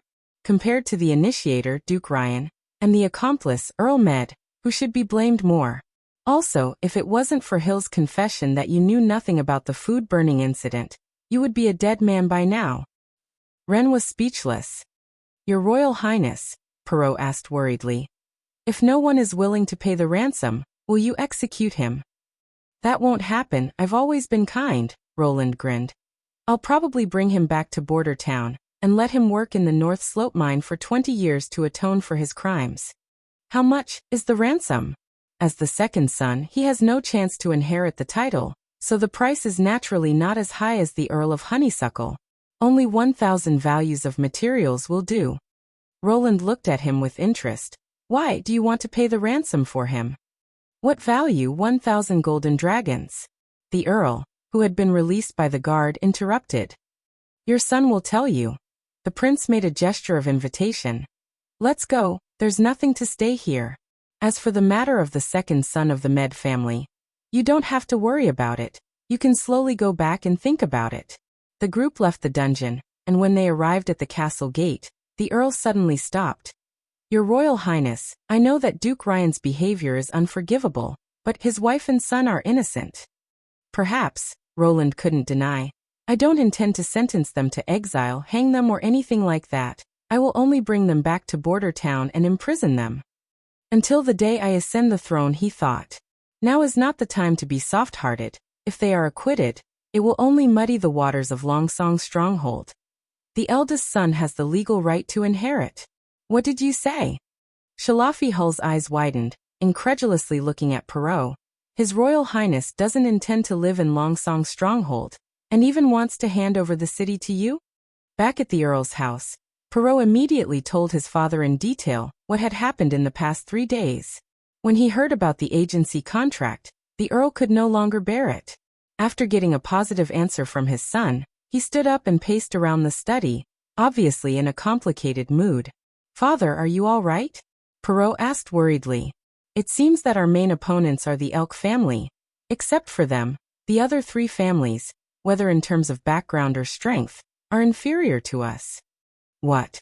He didn't come back to his senses for a moment. "Opponents, opponents!" The Count shouted. "You disappoint me. His Highness has given you such a good opportunity. Haven't you figured out who your opponents are yet?" "Well, don't you find it strange?" "Strange? Why does His Royal Highness insist on returning to Border Town?" "Of course it's strange," the Earl touched his beard. "But it has nothing to do with us, as long as this contract is real." "That's true," Perrault thought. "His Royal Highness is going through so much trouble. It's impossible that he just wants to tease me. As for the reason why he loves Border Town, I can think about it later." But he didn't expect his father's ability to accept things was so strong. "I heard that the boy from the Med family is your friend?" Shalafi suddenly stood still and said, "Tomorrow you go and get him out." "You agree to let me spend 1,000 points to redeem him?" Perrault was startled. "Think about it. The Earl of the Elk family is dead. The eldest son is unwilling to redeem the second son. In this battle, except for a few knights, there is almost no loss. Once Jacques Med inherits the title, in the future it will inevitably hinder your control. No, the management of Longsong's stronghold." The Earl explained. "Why is Jacques unwilling to redeem Ren?" "Because he is afraid that the other party will threaten him." "Well, it turned out to be for this reason." Perrault smiled bitterly in his heart. But he knew that what his father said was right. Ren loved swords and spears since he was a child, and he was very close to the knight in the territory, unlike the eldest son Jacques, who thought that hand-to-hand combat was unbecoming of a noble, and preferred the romance of King's City. Although Ren repeatedly showed that he wanted to be a knight, but that was in the case that he didn't have the right to inherit the title. Now that the Earl was no longer restraining him, who knew if he would summon his knights and kill the firstborn in one blow, paying to redeem a person who made him restless, Jacques' decision was very simple and ruthless. "My friend will not do that," he said firmly. "Maybe, but after you redeem him, whether he intends to do so or not, Jacques will have a headache." Shalafi then said, "As for the materials worth 1,000 points, we can choose a craftsman with a higher value. When preparing the ransom for you, I have already transferred some craftsmen. If we fill in more, the craftsmen in the territory will not be enough." "Don't worry, do you know that the northern region is in a mess now?" the Earl said confidently. "The coalition of the 4 kingdoms was completely destroyed in Hermes. The lords have forced their people to join the army. There has been a large number of refugees. We can take this opportunity to eat a little more, and later even save the monthly materials."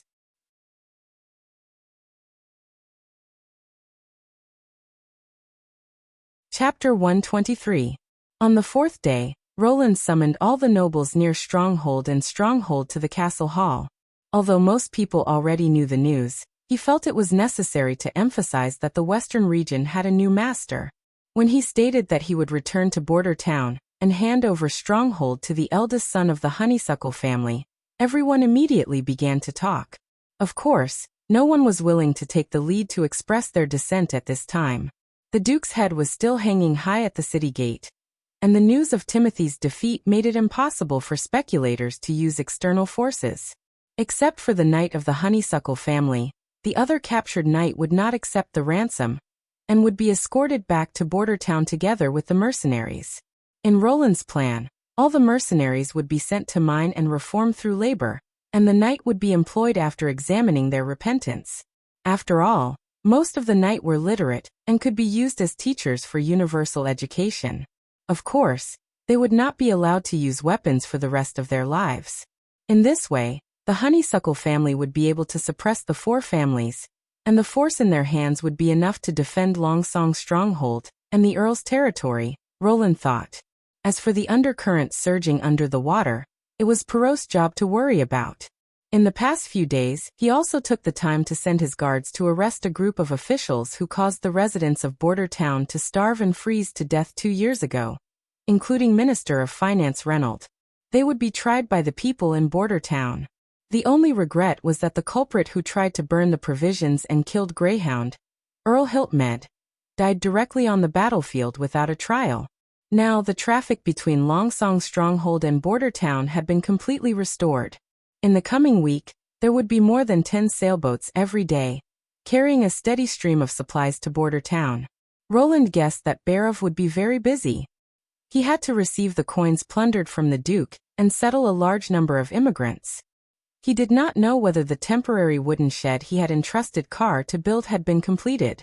Thinking of this, he could not help but want to return to Border Town as soon as possible to preside over the upcoming farming project.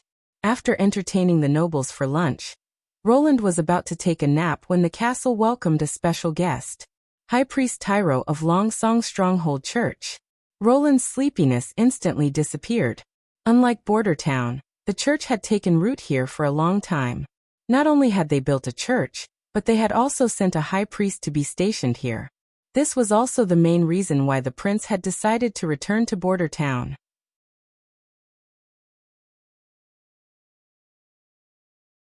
Nowadays, the fight between your brother Timothy and Princess Garcia has made the people of the Southern Territory miserable.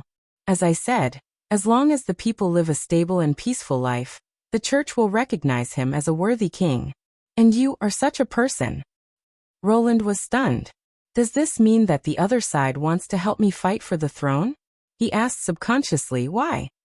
You led the people of Border Town to fight against the demonic beasts and safely survived the months of the demons, which proved your courage and ability. From the large amount of food that Willowtown bought, it can be seen that you don't want the people to starve, which is a sign of kindness. You have 3 noble qualities, and at the same time, you have the royal blood, which is the reason why we chose you. Roland simply didn't believe the reason the other side had said, but at least these words proved that even when Border Town was like an isolated island sealed off by the heavy snow, the church was still watching this remote place. How can I help? Send the Judgment Army to fight for me? We also want to quell the war as soon as possible, but doing so will arouse the resentment of most of the nobles, so we can only help you with materials. The high priest took out 2 pills from his bosom, one red and one black. This is the Holy City's prayer room, which is equivalent to the medicine made by your alchemy workshop. The red pill can temporarily give your subordinates great power, while the black pill can increase their tolerance to pain, cold, and heat by several times. With this medicine, your army will be unstoppable, and the church only charges the most basic production fee. He paused. 1 pill of 5 golden dragon. As for these 2 pills, I can give them to you as experimental products to prove that what I said is true. What do you want in return?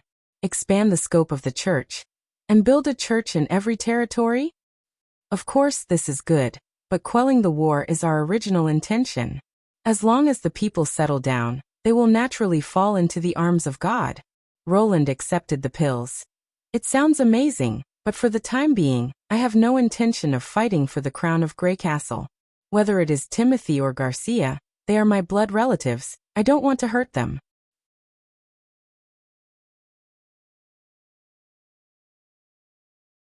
Chapter 124. This is probably the day I've seen you lie the most, Nightingale said as she emerged from the mist after Tyler left. He's the high priest of the church. Roland spread out his hands. How about it? Can you tell if he's lying? No. Everything around him is swallowed up by the god stone of retaliation. I can only see darkness.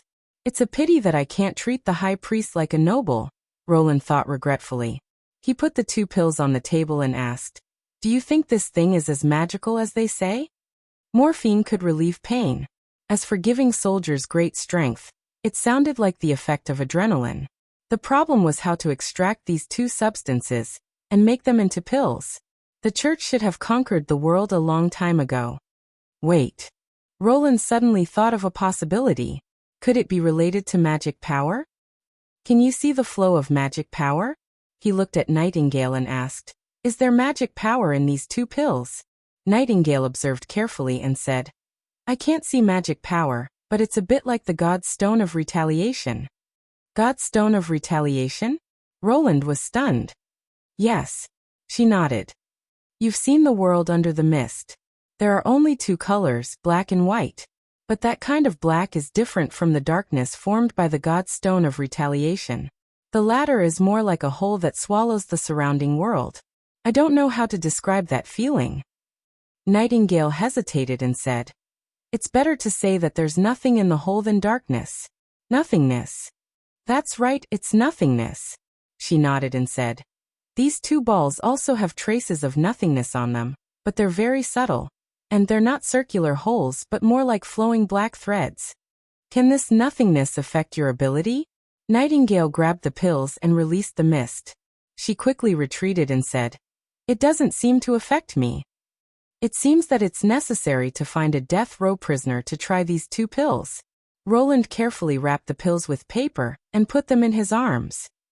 I didn't expect the church to think so highly of you, Nightingale said gloomily as she returned to the prince's side. If the high priest wasn't wearing a god's stone of retaliation, I bet 9 out of 10 of his words were lies. Roland pursed his lips. Most importantly, what they're doing and what they're asking for don't match. Why? Look at what they want. More churches, more believers, a prince or a king that they can support. And from then on, they will spread the word that the monarchy is divine. A stable country was better for them to recruit believers and develop their influence. Otherwise, the churches and monasteries would become targets of looting by refugees and nobles. But aren't they interested in the stability you can bring to the people? That's not the case. Roland shook his head. Stability comes from unity or balance. Even if the king eats, drinks, and plays every day, the people of a unified country will live better than the refugees in the flames of war. So it's not strange for them to support the second prince or the third princess, but it's strange for them to support me. Especially when Garcia has won a great victory. At this time, if the church fully supported Garcia, King's City and the Eastern Front would be swallowed by her in less than half a year. By then 70% of the land of the Kingdom of Grey Castle would be in the hands of the Queen of Clearwater. Roland thought that the pressure he would face would increase greatly. Instead of helping the strong, they chose him, who seemed to be the weakest. It seemed that the church's decision was beneficial to him. But if he accepted their support, the situation between the two kings of Grey Castle would become even more chaotic. The direct result of the Three Kingdoms War would be a sharp decline in population, a rapid loss of wealth, and the spread of war to the whole country. The date of unification would be delayed again and again. How would this benefit the church? Not to mention increasing the number of believers, he was afraid that all the churches built in various places would be demolished. I don't understand you nobles' thinking, always beating around the bush. Nightingale sighed. Well, Roland replied with a smile, except for me. The witch narrowed her eyes, tilted her head and stared at the prince for a long time. Strange, why is this sentence also true? 3 days later, Roland finally emptied the castle and the Longsong Stronghold library. Satisfied, he boarded Little Town and embarked on his journey back home. Along the Redwater River, he approached Border Town. The scene on both sides of the river had changed. On the opposite side of the town, on the open space burned by Anna, many people were busy, looking at their clothes. They should be the serfs who had been transported to Border Town. On the side near the impassable mountain range, many simple wooden sheds had been set up. Some people were faintly moving in the wooden sheds. Roland guessed that these people were the serfs' families. These people had been tied to the land for generations, and their children were also serfs. Because they could not see any hope, most of them lived a numb life. They worked not because of the desire in their hearts, but because of the whips and ropes in the hands of the slave owners. The low production efficiency was simply a great waste of human resources. There was no doubt that slavery was the enemy of industrial production. It was a system that must be abolished. But Roland did not intend to wave his hand and make them all free people. Instead, he wanted to provide a channel for them to see the hope of being promoted to free people, because there were precedents of masters being kind enough to free their slaves from slavery. Even if this compromise was spread out, it wouldn't have too much of an impact. At most, it would make other nobles think that he was just a good person. When the time was ripe in the future, he would fully implement the abolition of slavery, and the resistance would be much smaller. The pier was crowded with sailboats. It was clear that this small pier could no longer bear such heavy transport pressure. Fortunately, Little Town's draft was shallow, so they could directly dock without the pier. It seems that the expansion of the pier also needs to be listed on the agenda, Roland thought. After the group returned to the castle, he didn't have time to rest. When he returned to the office, he immediately called Barov and asked him to report the situation of receiving supplies. The assistant minister was already prepared. He pulled out a roll of parchment from his pocket and spread it out on the big wooden table. Your Royal Highness, the things you brought back to the castle these days really scared me. Although he said so, the overflowing wrinkles on his face betrayed his mood. The 12 apprentices tossed and turned all night, only to count all kinds of coins, a total of more than 14,000 golden dragon coins. Your Royal Highness, this is equivalent to the annual income of an ordinary town. The Duke probably spent more than 20 years to accumulate these golden dragon coins, Roland thought. They came from the plundering, and exploitation of the people of the Western Territory. He wanted to turn them into food, steel, and machines as soon as possible. What about those gems, jewelry, and handicrafts?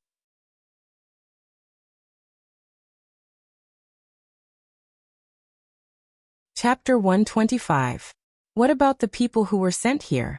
Is there a categorization of them? Roland asked. Yes, please look below. The assistant minister pointed to the bottom of the scroll. At present, a total of 1,100 people have been sent to Border Town. Most of them are serfs and have been placed outside the town according to your request. 35 craftsmen have been assigned to Kar. Their residences are concentrated in the new civilization district. Barav said the awkward term. But Your Highness, is this okay? I remember you originally prepared it for the witches. The guards I sent to spread the news haven't returned yet. The progress is slower than I thought.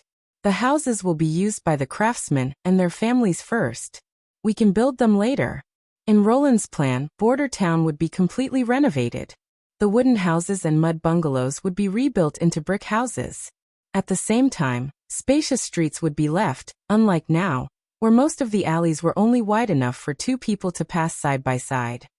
Yes, Barav nodded. Your Highness, I heard that cattle and sheep will also be sent over. Yes, but not now. I deliberately asked them to send them a few days later, together with the herders. West of the city wall, between the impassable forest and the impassable mountain range, there is a grassland. It should be good to change it into a pasture. First, there will be 2 holes in the city wall for people to pass through. After all, it will only be useful during the months of the demons. Now that he had people and money, the bottleneck of the development of Border Town had temporarily disappeared. Roland could finally put his plan into action. He called the guard outside the door and ordered, "Go find Carr of the administrative office. I guess if he is not in the mine, he must be in the wooden shed area outside the town." Half an hour later, Carr walked into the office and bowed. "Your Highness." It had been nearly half a year since the first time Roland met this member of the Mason Association. After being recruited into Border Town City Hall, he could be regarded as the busiest official in the past 6 months. He presided over the construction of the city wall, the residential area of the model houses, and the wooden shed area. At the age of 35, there were a few strands of silver hair on his temples, and his skin had become a little darker.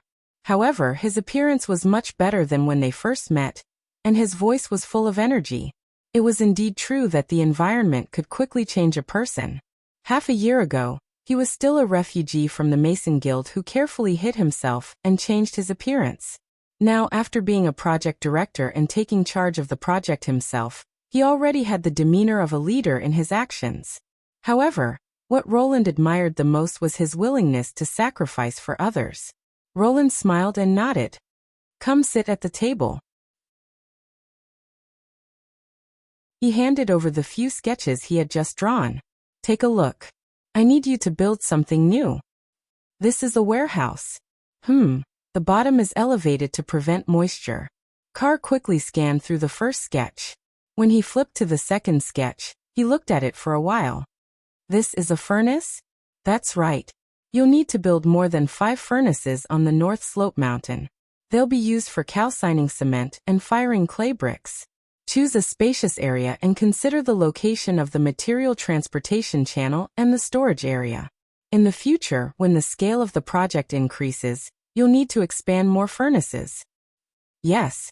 He flipped to the last sketch and frowned. "This seems to be a ditch?" "No, there is a roof and a retaining wall above it. Behind it is like a pool." "Your Highness, I don't quite understand." Roland laughed. "This is a toilet, and it is also your top priority." "A toilet?" Carr thought for a while. "Your Highness, where are you going to build it?" "There are toilets in your castle, and the attendants will be responsible for cleaning them regularly. Most of the villagers don't need this kind of thing, and they can solve it directly outside their houses. The same goes for the serfs. They can just discharge into the Redwater River, and the river will take away the filth." That was why he smelled a strong stench when he reached the shore today. Roland shook his head and dispelled the unpleasant memory. "That's why we need to change this bad habit." "A bad habit?" Carr didn't seem to understand. For the civilians who were used to defecating and urinating anywhere, they naturally wouldn't understand how beautiful a world where they could stroll around without stepping on landmines would be. Roland criticized in his heart. "Anyway, you can build it according to the sketch. I've roughly marked the dimensions, and the length I've determined is the same as before. The location will be near the wooden shed area. Build at least 4 of them, 2 by 2 next to each other. Except for the ditch in the middle, which will be built with bricks, the sheds, roofs, and partitions outside will be built with planks, which will save a lot of cement." "Your Highness, you want to gather them together?" Well, Carr paused. Obviously, He felt that talking about such filthy things in front of His Highness was an insult to the dignity of the royal family. But what if they don't go in? I will issue an order for them to follow. You can go and organize people to carry it out. In that case, I will obey your order. He nodded. Your Highness Roland, I have one more thing to report to you. Go ahead. After the Mason Guild was forced to disband, many people, like me, chose to leave King's City. I want to write a few letters and recruit the members of the Mason Guild, whose whereabouts I know, to come to Border Town. They have their own strengths, such as the furnace you mentioned, which Wuxia is very good at. Your Highness, I don't know. No problem at all, Roland immediately decided. Recruit all of them and reorganize the Mason Guild. The pay will be calculated according to the Mason Guild's salary. If they are experienced, it won't hurt to bring them into City Hall. Thank you for your generosity. Carr bowed to show his respect. After the Mason left, he began to write the serf management and disenfranchisement system. Border Town's population was about to reach a peak. If it continued to rely on food imports, once there was a natural disaster or the trade route was cut off, the town would be in a precarious situation. Therefore, in addition to industry, agriculture must also be developed quickly to achieve self-sufficiency in food production as soon as possible. The prince believed that as long as he set up a promotion path, these serfs would soon become active farmers. Coupled with Leaf's improved seeds, the farmland next to the Redwater River would become a sea of golden wheat ears in summer. The requirement to prioritize the construction of toilets was also prepared for the development of agriculture. After having people, land and seeds, the last thing that needed to be supplemented was fertilizer. Of course, Roland knew that it was very troublesome to use human and animal manure. It needed to be regularly cleaned and manual composted, which was far less convenient than chemical fertilizers. But the chemical industry did not even have a clue, so he had to use this pure natural organic fertilizer. At least human and animal manure had stood the test of time. Until the 20th century, some villages could still see this traditional fertilization method.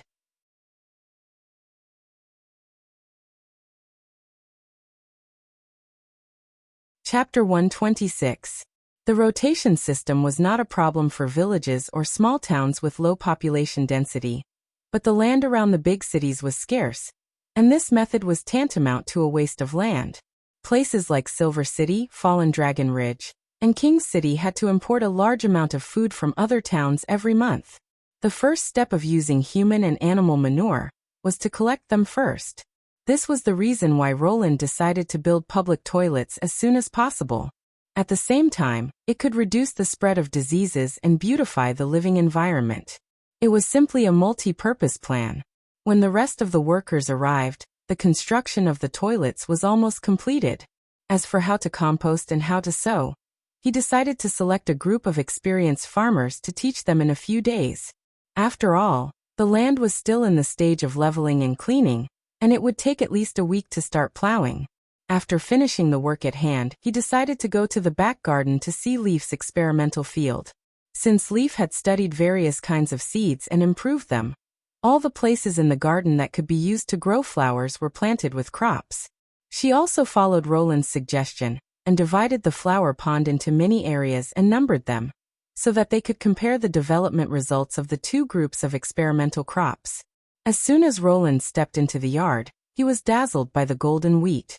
Your Highness, seeing the Prince Leaf, who was squatting by the flower pond, got up, gathered her hair behind her ears and bowed.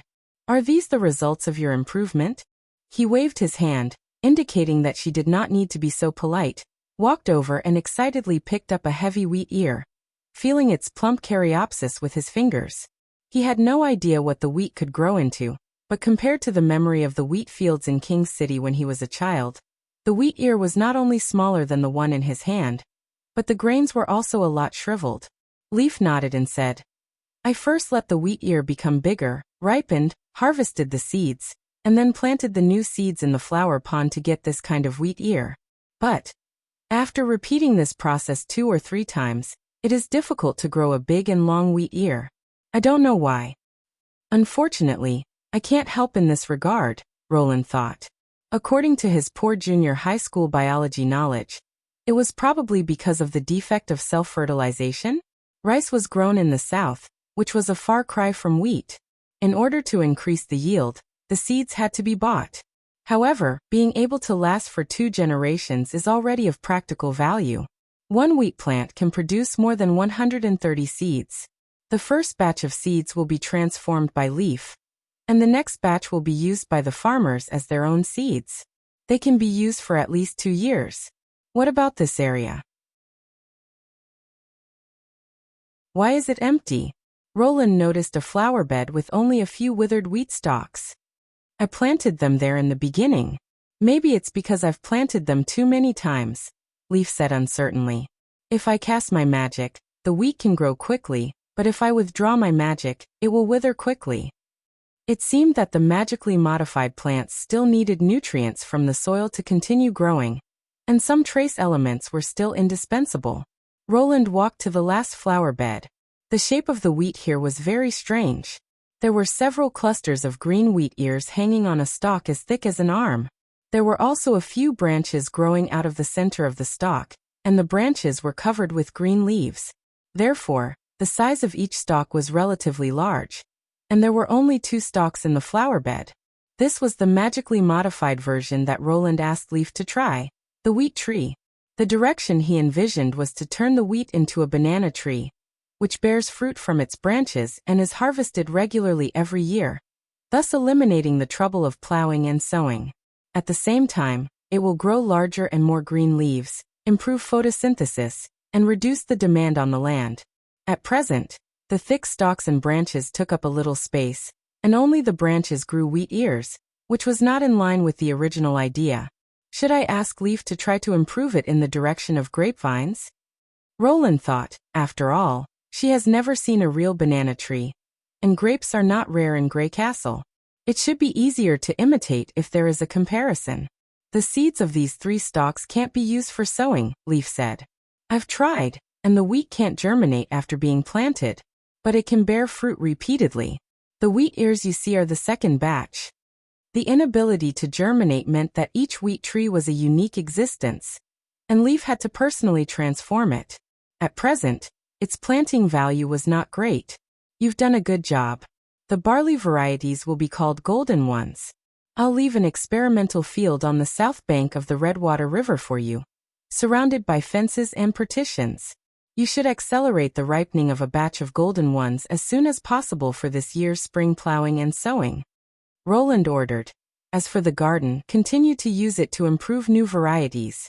I've just come up with a lot of ideas. Not only wheat crops, but grapes are also worth a try. Unfortunately, Leaf could only understand the characteristics of a crop from a macro level, such as having many fruits, sweet taste, dense branches, and so on. If she could understand it from a micro level, would she be able to directly manipulate the genes and make subtle and precise adjustments?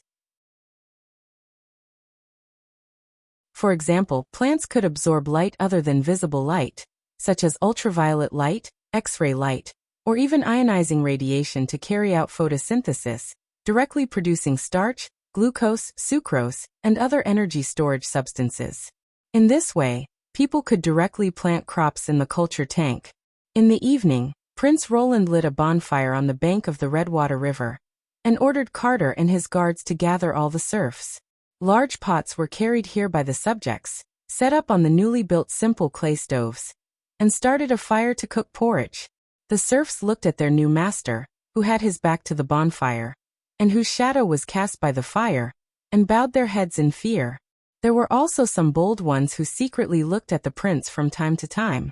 Roland stood in front of the bonfire, and announced the rules he had set to the more than 1,000 people. I'm Roland Wimbledon, the 4th Prince of Grey Castle, the Lord of Border Town, and the Lord of the Western Territory. I've gathered you here to tell you that you're lucky to be able to come to this territory. As long as you work hard, you can get rid of your current identity and status. That's right, I'll give you a chance to get rid of slavery and become free people. The serfs suddenly burst into an uproar. These serfs were very clear about what it meant to be a free person.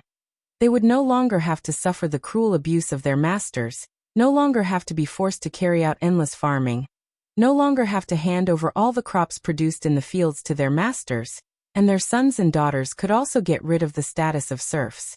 After waiting for a moment, Roland continued to say, "Starting tomorrow, each of you will be given a fixed piece of land, and at the same time someone will teach you how to farm in order to harvest more wheat. In the first year, you can keep 30% of the harvest in the fields, and 70% will be handed over to Border Town. The batch with the best harvest will be promoted to free people. After becoming free people, your family can be exempted from slavery. As for whether you continue to farm or find another way to make a living in the town, it's all up to you. If you choose to farm, 20% of the harvested grain will be handed over as rent, and the remaining 80% will be at your disposal. If you find another way to make a living, the fields will belong to the Lord. And of course, you don't have to hand over any grain." As soon as these words came out, only the sound of breathing could be heard. At this moment, someone suddenly shouted, "Your Highness, is what you said true?" "Of course," Roland said word by word. "As a lord, I never deceive my people." "Your Highness is benevolent," someone couldn't help but whisper. And then the voice quickly became high-pitched, "Long live His Highness." A serf in the front row followed the shout and knelt down, followed by a second person, a third, until there was a dense mass of people kneeling down. The voices rose and fell one after another, more and more, louder and louder. The people's voices finally converged into the same rhythm. "Your Highness is benevolent. Long live His Highness."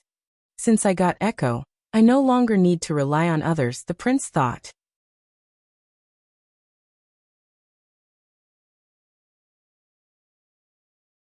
Chapter 127. After Roland fell asleep, Nightingale emerged from the fog and gently helped him adjust the quilt, covering his exposed arms. She stood by the bed and silently watched him for a moment, then quietly passed through the floor and returned to her room. "You haven't slept yet?" Seeing Vendi still sitting on the bed reading a book, Nightingale was slightly surprised. "I'm afraid you'll do something wrong." Vendi glared at her. "His Royal Highness is not a child. Is it necessary to watch over him until he falls asleep?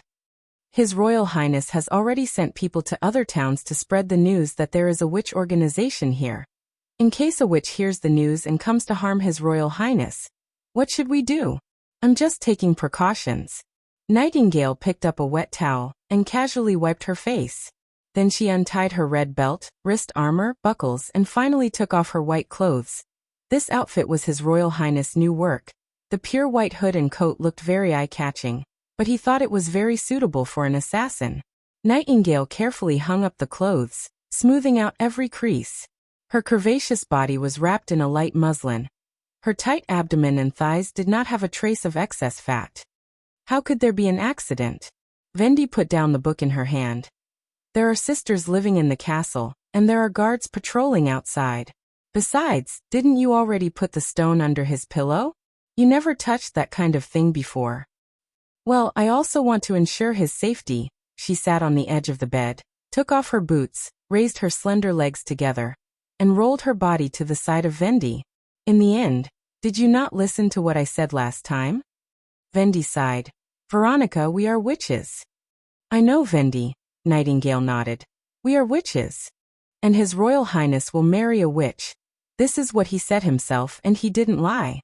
Of course, Nightingale would not publicize this piece of information unless it was absolutely necessary. She apologized to Vendi in her heart and changed the topic. "Do you have any impression of the church? Why are you suddenly asking this?" Vendi was startled. When His Highness Roland was in the fortress, the high priest of the church came to visit him and expressed his willingness to support him in seizing the throne. "What did he say?" Her voice was strained. "Or did he ask you to leave before the conversation began?"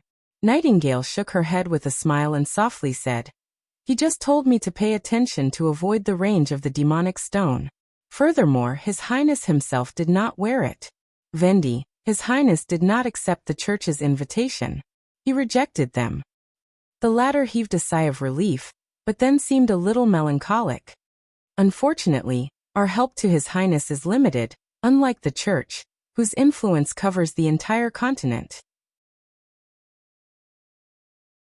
If His Highness Roland agreed with them, I'm afraid he would soon ascend to the throne. Who knows? His Highness said that the high priest was full of nonsense and could not be trusted. Nightingale paused. But there is one thing that I am very concerned about. She told them about the red and black pills. In the fog, the pills and the God's Stone of Retaliation had the same color, which is simply incredible. My sisters have all seen the result of swallowing a God's Stone of Retaliation. It is no different from suicide. The high priest said that it was a drug developed by the Holy Prayer Room in the Holy City. Have you ever heard of this organization when you were in the monastery? When the Witch Cooperation Association left Silver City, Kara had led Nightingale, Windchaser, and Stone to set a trap to catch the villains who had followed them for the bounty. One of the methods they used was to force them to swallow the God's Stone of Retaliation they wore. The villains who swallowed the God's Stone of Retaliation would quickly die. Their whole body would curl up like a dried fish that had been exposed to the sun. I don't know. Vendi closed her eyes and slowly said, As long as I can remember, I lived in the monastery of the old holy city. There were high walls on all sides, and I couldn't see anything except the sky. All day long, I could only move around in the courtyard, and it was the nun who taught me how to read and understand pictures. I still remember her name, Farian. One of the books she read to us was dedicated to the old holy city. There were churches, monasteries, libraries, memorial halls, and heroes' walls, but I have never heard of the Holy Prayer Room. I lived in the monastery for more than 10 years, until that accident happened. Nightingale had heard Vendi mention that the monastery had been attacked by witches, and many people had died in that accident. She had also taken advantage of the chaos to escape from the monastery. Although I don't know which witch had such courage, daring to challenge the church alone, but at least she saved you. No, Veronica, the witches came from the church. Vendi shook her head. She, like me, is also a member of the monastery. What do you mean? The girls living in the monastery can basically be divided into 3 categories. One is like me, who stayed here since childhood, and don't know where they came from. The other is street children or orphans, who were adopted by churches and sent here, and the last is sold to the church by their parents. The manager separated them according to their age, and placed them in different dormitories, and the content of learning was also different. The youngest learned how to read, the 10 to 14 learned how to sing, and the 14 and above learned etiquette. That's why the nun called us the literacy class, and the older ones were called the choir and the teacher class. Once the girls in the teacher class came of age, they would be sent away from the monastery. This was the first time she heard Vendi talk about these things. She had never heard of her experience in the monastery before. In the first few years, I often heard girls screaming at night. It was all from the choir and the teacher class. I didn't understand what was going on. Until I was promoted to the choir, I found out that there would be adults from the church visiting the dormitory at night, and they would drag a few girls from their beds, and only send them back in the morning. Sometimes, not all of them would be sent back. Nightingale bit her lip. Of course she knew what Vendi meant. This would happen once or twice a month, and when it was frequent, it would happen almost every other day. Then I was chosen, and Farian dragged me out of the room, whispering in my ear that I had to endure it. I was dragged to a half-buried room in the corner of the garden. The room was brightly lit, and there was a woman from the teacher class chained to the wall. There were 4 or 5 people. Her voice trembled slightly. When they approached me, the woman suddenly broke free from the shackles, grabbed the neck of the person closest to her, and killed him like a chicken. She awakened. I don't know. Vendi shook her head. Although those people took off their clothes, they were still wearing God's stones of retaliation. She killed them one by one, and one of them had all his limbs pulled off, and before he died he seemed to say, "Extraordinary." The adult's scream startled the guards outside the room and Farian. After they opened the iron door and rushed in, they were shocked by the scene in front of them, and the woman directly threw herself at them. Extraordinary. Do you mean witches? Nightingale asked. Even the guards were no match for her.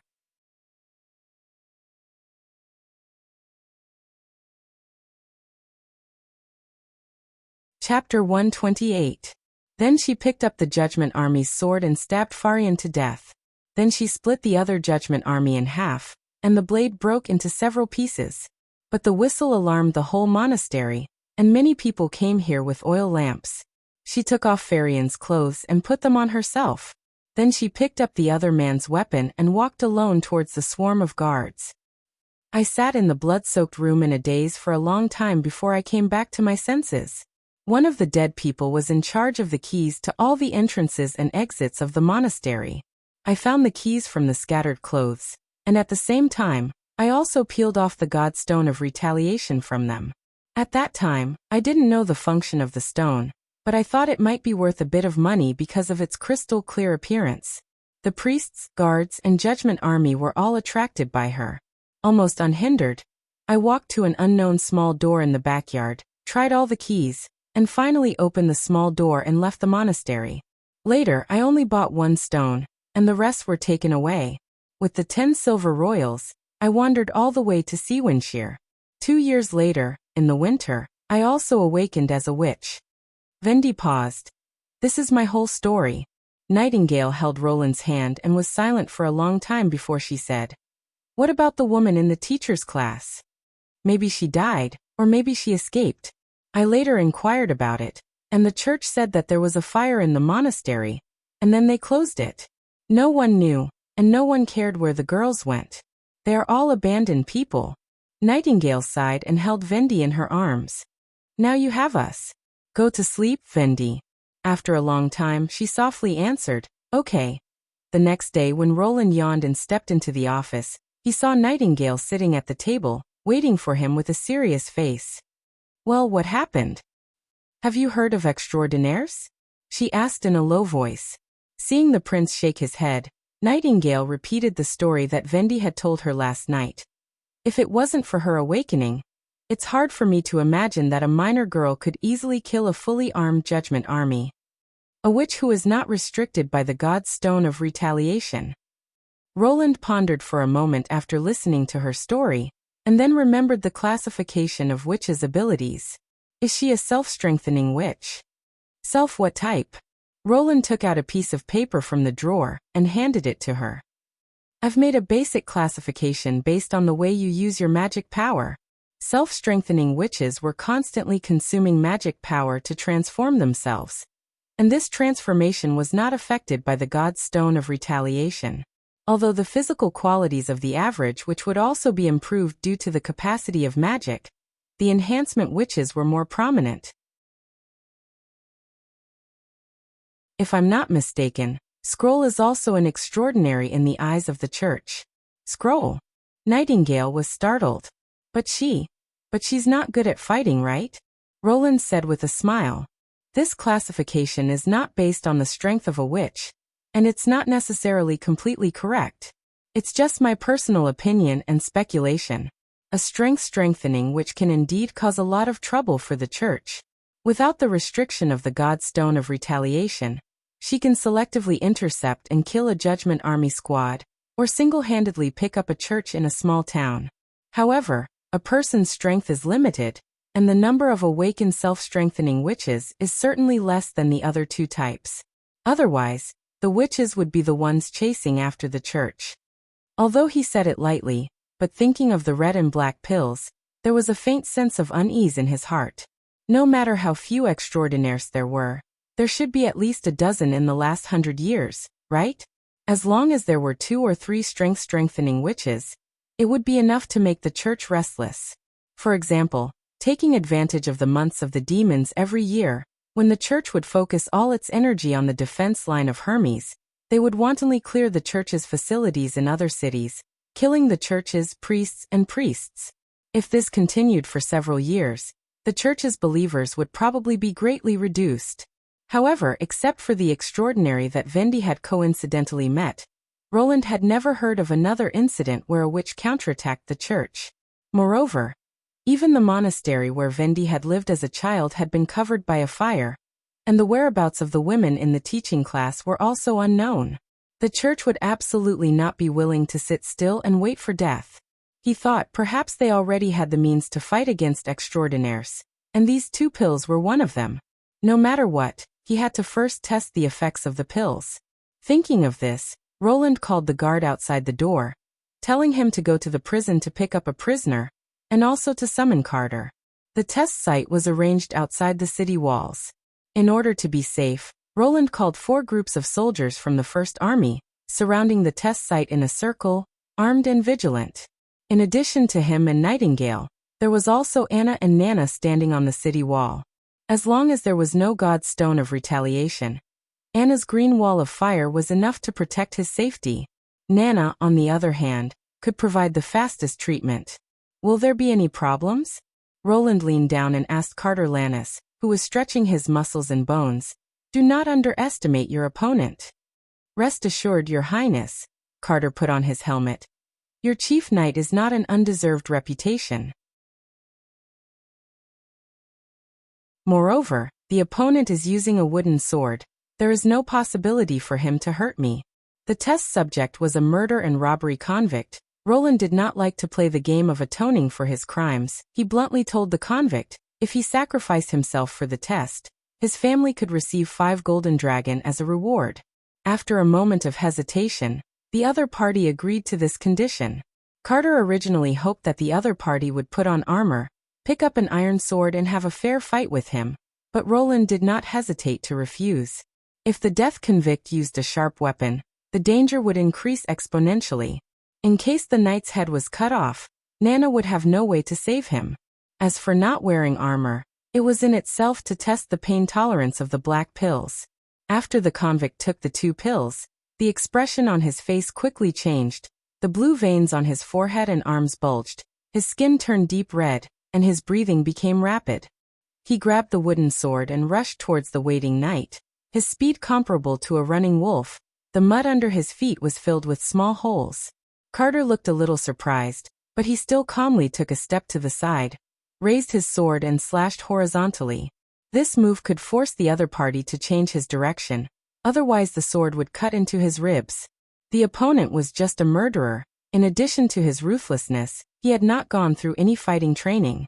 Unsurprisingly, he missed his target. A deep cut appeared on the side of his chest, and blood flowed out of it. This kind of injury was enough to affect the movement of half of his body. But he did not seem to care, turned around and rushed towards the knight. Carter used the same trick, but this time there was a slight change. The moment the two passed each other, the convict twisted his body and swung the wooden sword towards the knight's position.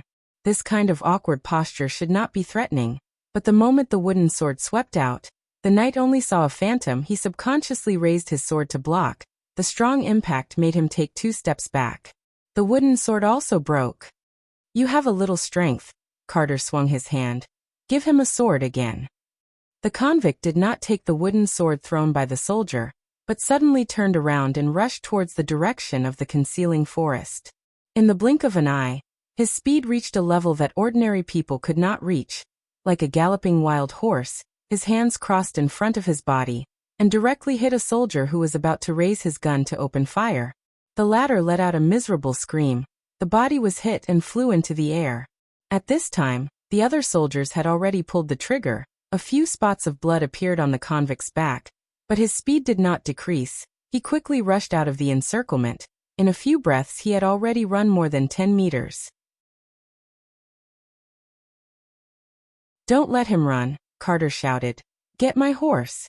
Before the knight could turn over and mount the horse, the convict suddenly shook, looked at his abdomen in disbelief. A diagonal across the abdominal cavity opened up, and hot intestines rolled out.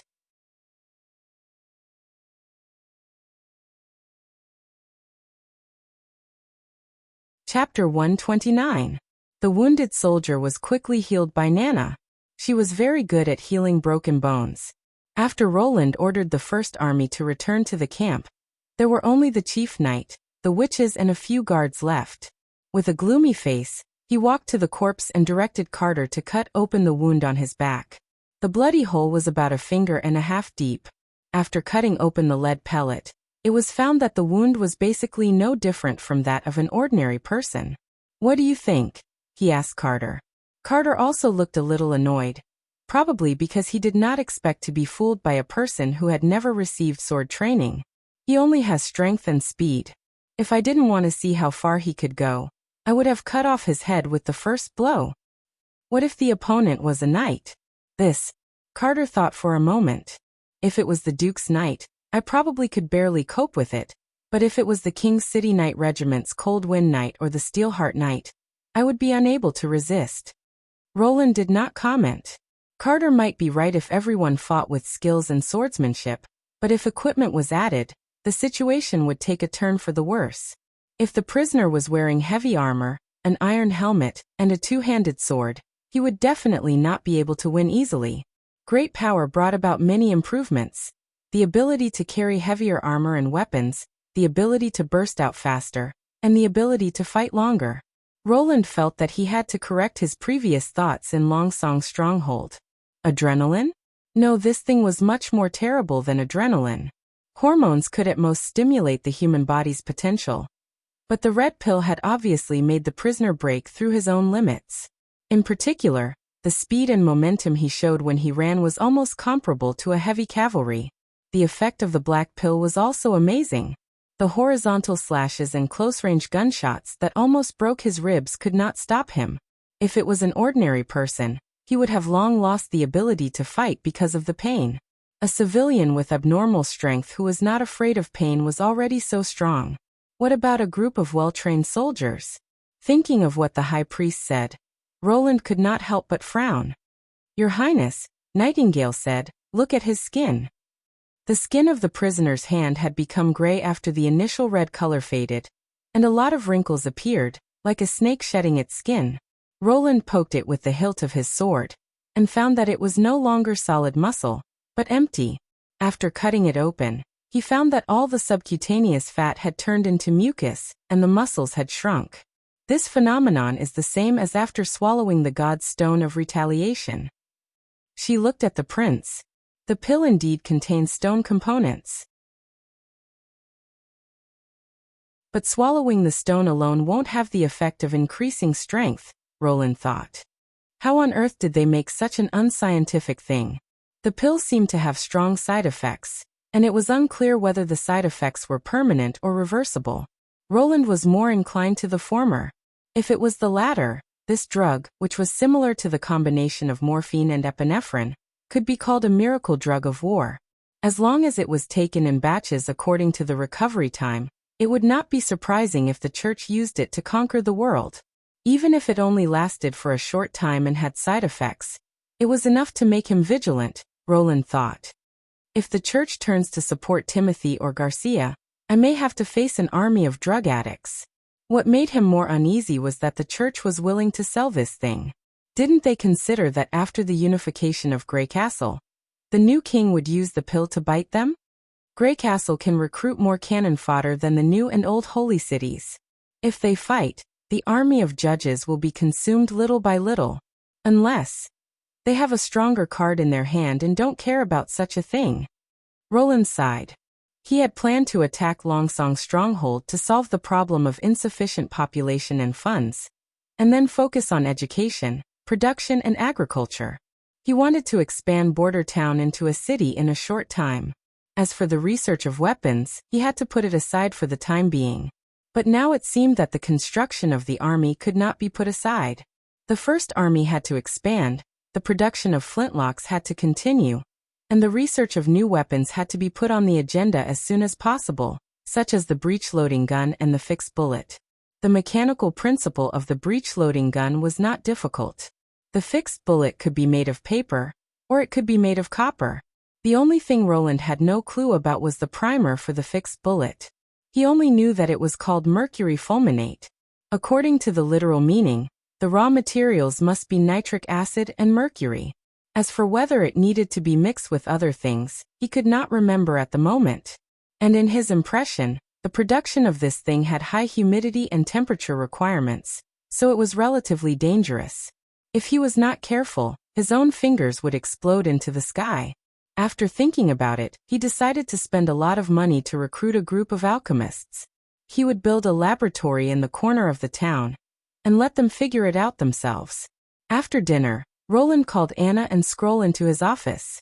Now that Border Town's financial purse was full, he would soon invest half of his assets into compulsory education, which was a big waste of money and a slow return.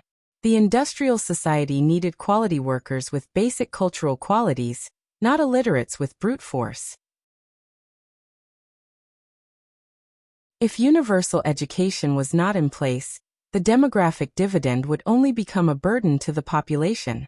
In view of this, he planned to take some time out every night to come out and give lessons. By the time Scroll mastered the basic knowledge of natural science, the town would almost be able to complete the first batch of literacy tasks. Scroll would be the future education pioneer and all-around teacher, so Roland naturally had to teach her everything he had learned in his life. And asking Anna to come together was out of his preference.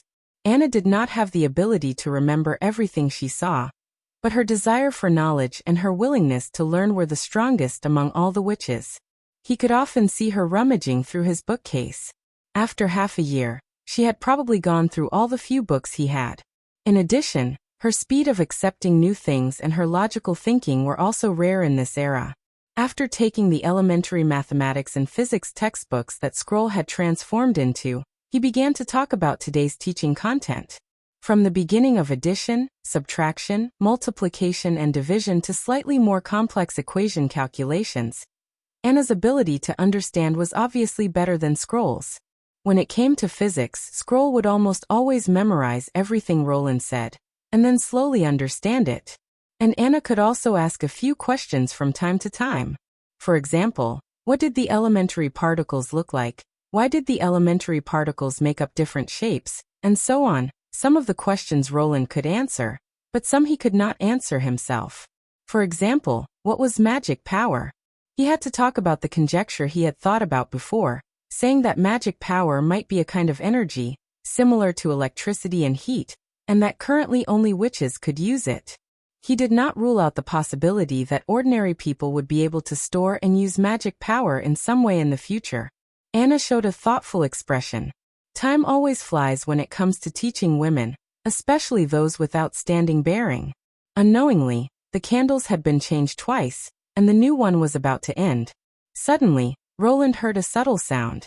Nightingale was lying on the sofa and had unknowingly fallen asleep. Perhaps such a lesson was like a lullaby to her. The fog was lifted, and her completely ungraceful sleeping posture was exposed in front of the three.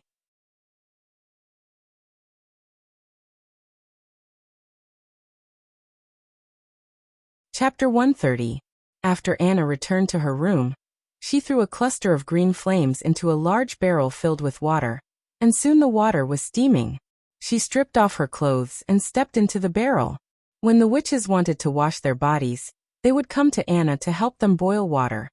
After all, it was very troublesome to bring hot water from the kitchen. When His Highness knew about this, he was quite surprised and seemed to find it difficult to accept the practice of repeatedly using the bathwater. Thinking of this, Anna felt a little funny. It was difficult for the commoners to wash their bodies even once a month, so it was common for them to use the water several times. He didn't even realize how much the life of the witches he accepted had improved. Anna shook her head. His Highness Roland Wimbledon seemed to be knowledgeable, but in some areas he could be called clumsy. From the stories she had read in the books, shouldn't the prince participate in all kinds of banquets and social gatherings from an early age? Wandering among the flowers? He could be ignorant, timid, but at least he was good at communication. However, this feeling unexpectedly made her feel at ease. His Highness's head was filled with a lot of amazing knowledge, such as the use of steam-operated iron machines, such as calculating how to make a stone float on the water. And today's lesson. The world was actually made up of countless tiny balls. They were so small that they needed to be magnified thousands of times before they could be seen with the naked eye. Because of this, they were everywhere, whether solid, gas or liquid, whether it was people, flowers or stones. When decomposed, they basically all looked the same. Incredible, Anna thought. How did His Highness know all this? After wiping her body, she dried the water droplets with a fire. She put on her clothes and sat back at the desk. In the center of the table was the textbook written by Roland. Taking advantage of the time when the Book of Illusion was still active, Anna borrowed this textbook from Scroll, wanting to read it for a while before going to bed. The book started with common phenomena in life, like peeling an onion step by step, and some parts were also accompanied with vivid and interesting pictures. The novel knowledge that she had never heard before made her addicted. Anna found it difficult to stop after turning the first page. However, the content at the beginning was still relatively easy to understand, and the latter parts were getting more and more difficult to understand. For example, in the section on temperature, it was written that cold and heat were both manifestations of the ball's activity. The higher the energy obtained, the more active the ball would be, and the hotter it would appear on a macroscopic level. If what His Royal Highness said was right, then when his green flame was enlarged, it would also become a jumping ball. As time passed, the candle gradually burned to the bottom. The flame flickered twice and went out. At this moment, the Book of Illusions had reached its time limit. The pages and the words gradually became transparent, and then disappeared without a trace. Darkness immediately engulfed the room until a green flame bloomed from Anna's fingertip, dispelling the darkness that had entered the room. Looking at the empty table, she felt a little lost. Raising his right hand, the jade-green magical fire stood motionlessly at his fingertips like a cluster of fluorescent light. She suddenly wanted to give it a try. If everything was made of small balls, could it also become as small as a small ball? Anna closed her eyes and imagined its appearance from the accumulation of countless particles. The flames began to change. From the shape of a water droplet, it changed into a thin line, becoming thinner and longer, until it was finally like a hair. Anna felt that this change was far from enough. She thought, for a small ball, a hair is still too big. It can also become thinner. Although she thought so, it seemed that it was difficult for the green flame to change again. The light of the flame became dim, and the slender green light trembled. Maybe it can't be piled up, but connected. His Royal Highness said that there was a fixed chain between the balls. Maybe I should reshape its shape. The flame particles in Anna's mind shook twice, and then dispersed with a bang. They were no longer closely connected, but scattered like stars in the sky. The slender green flame also disappeared, but in her consciousness, the flame still existed, but it no longer had its original appearance. In the deep and boundless darkness, after most of the stars fell, the remaining small part was slowly reassembling. They lined up one by one, and eventually formed a thin line composed of stars. Temperature is the degree of activity, she thought. As soon as she thought of this, the line swayed, as if someone had pinched its corner and gently shook it. After this shake, the swaying of the thin line could no longer stop, and a ripple spread out along with it. Her world seemed to be filled with ripples. There was no longer a clear outline between things, and they were jumping with joy along with this ripple. The same was true for magic. She even felt that when she stretched out her finger, the first ripple was the magic itself. She opened her eyes, and everything was calm again. The green flame had disappeared, and when her eyes adapted to the darkness of the room, the desk, the wardrobe, the candlestick, all the furnishings in the room appeared from the shadows. The light blue moonlight shone through the window on the floor, reflecting a small piece of gray. Everything looked the same as usual. There was no change. But in her eyes, the world had become completely different. A black filament appeared in the air. Anna knew that it was not really seen, but from her own perception. She took out an iron ingot from under the table and placed it in front of her. The black filament wrapped around the iron ingot according to her will, and then quickly closed. Like a hot knife cutting butter, the filament was easily inserted into the iron ingot. Under Anna's will, the high temperature produced by this filament was several times higher than the green flame, but it was limited to a very narrow range. The iron ingot quickly broke into two pieces. She picked up one half and saw that the cut was smooth, and when she touched it, she could still feel a slight residual heat. Then she stood up the iron ingot, let the black filament stand at the top, and then split it into a flat filament, perpendicular to each other. This was the mathematical knowledge taught by His Highness in the class. With a point as the center, with a taut line around the center, an accurate circle could be drawn. The area of the circle was equal to the length of the line multiplied by itself, and then multiplied by a fixed constant. Anna controlled the horizontal end of the filament to bend downward at a right angle, and then it went through the iron ingot to the table. Then she let it gently rotate around the center of the black line. compared to before, where she could only adjust the shape or temperature of the green flame. The black flame composed of particles could not only change into any shape, but the temperature of each part could also be controlled separately. After a rotation, a standard cylinder was cut into shape.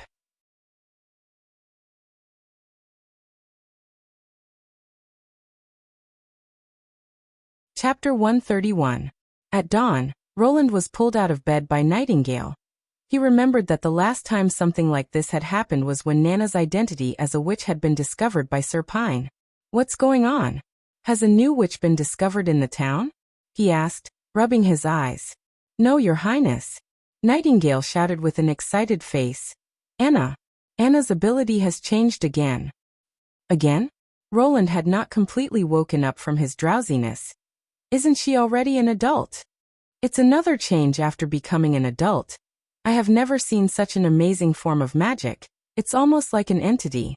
Nightingale brought a wash basin. "Scroll and Vendi have also never heard of such a thing. You quickly go and have a look. Everyone is waiting for you in the office." Roland casually washed his face, put on his clothes, and followed Nightingale to the second floor. When he entered the office, the 11 witches immediately focused their eyes on him. Among them, Anna's eyes were a little swollen, as if she had not slept all night. "Who can tell me what happened?" The first to speak was Nightingale. "This morning when I walked through Anna's room, I saw her sleeping in front of the table. There was a pile of iron lumps on the table. I was going to wake her up, but when I got closer, I found that the magic in her body had become..." She paused for a moment, as if she was thinking of how to describe it. "It had become a fixed shape, like a constantly rotating square." "A square?" Roland walked in front of Anna and carefully looked at her. Apart from her slightly tired spirit, he could not see any other differences. Then he noticed a cylinder on the table. It seemed to be made of pig iron, with a gray smooth surface and a neat cut at the top, making him think that he was seeing things. "This is..." "Anna did it," Nightingale said. "With her new ability, after a witch awakens, her body will gather magic power. At first, it will be as thin as mist, but after a few years, it will slowly turn into a group of different colors. For example, Vendi's magic power is white, Leaf's is green. Anna's magic power used to be very large, but after she became an adult, her magic power condensed a lot, turning it dark green. But now, the magic power in her body is only the size of a fist, like a solid, completely opaque." She picked up the quill on the desk and sketched. That's about it. Although Nightingale's drawing skills were terrible, Roland could still tell that it was a cube. He looked at Anna. "What happened last night?" Anna recounted her experience. When she finished speaking, the other witches still had a blank look on their faces. They didn't understand what the small round ball, vibration, connection, and ability change had to do with it. Only Roland's heart was slightly moved. In his mind, magic power was a kind of energy, and the witches were the terminals that released it. The effects of magic power were endless, but the final result depended on the witch who controlled it, or further, it depended on the witch's thoughts. If his guess was correct, thoughts could have a profound impact on a witch's ability. To put it simply, a person who had never seen an airplane would have a hard time imagining that a huge iron bird could fly in the sky. A person who had never seen the universe would naturally not know how vast the world was. The height of thought and the breadth of knowledge would limit the use of magic power. Every further understanding of the nature of the world would bring great progress in science and technology. So would the witch's ability be the same? With a deeper understanding of the world, the effect of magic power would also be closer to the origin? "Let me see your new ability," Roland asked curiously. Anna stretched out her finger, and a black flame appeared out of thin air at her fingertips. It looked no different from an ordinary flame, except that it didn't emit light. "Can your black flame change its shape at will?" Anna nodded and controlled it to float on the table. Soon, the black flame that was in the shape of a natural flame suddenly turned into a cube. Before anyone could react, the cube spread out into a black cloth, almost covering the entire table. Then it gathered towards the center, gradually turning into a straight line. Roland couldn't help but reach out and touch it. He found that this hair-thin black line didn't move at all. This was simply incredible. Even if it was as hard as steel, after stretching it into a thin wire, it could still be easily bent by fingers. This was determined by the flexibility of the object, and an absolutely rigid body didn't exist. Can it be a little thinner? Yes, but then you can't touch it anymore, Anna said. Otherwise it will cut you. What about the temperature? Can you also control it at will? Yes, and compared to the green flame, I can make it produce different temperatures in different parts. Roland somewhat understood what Nightingale meant when she said it was as if it was real. Compared to the green flame that was as warm as water, her current ability had condensed and taken shape, and it wasn't appropriate to describe it as a flame.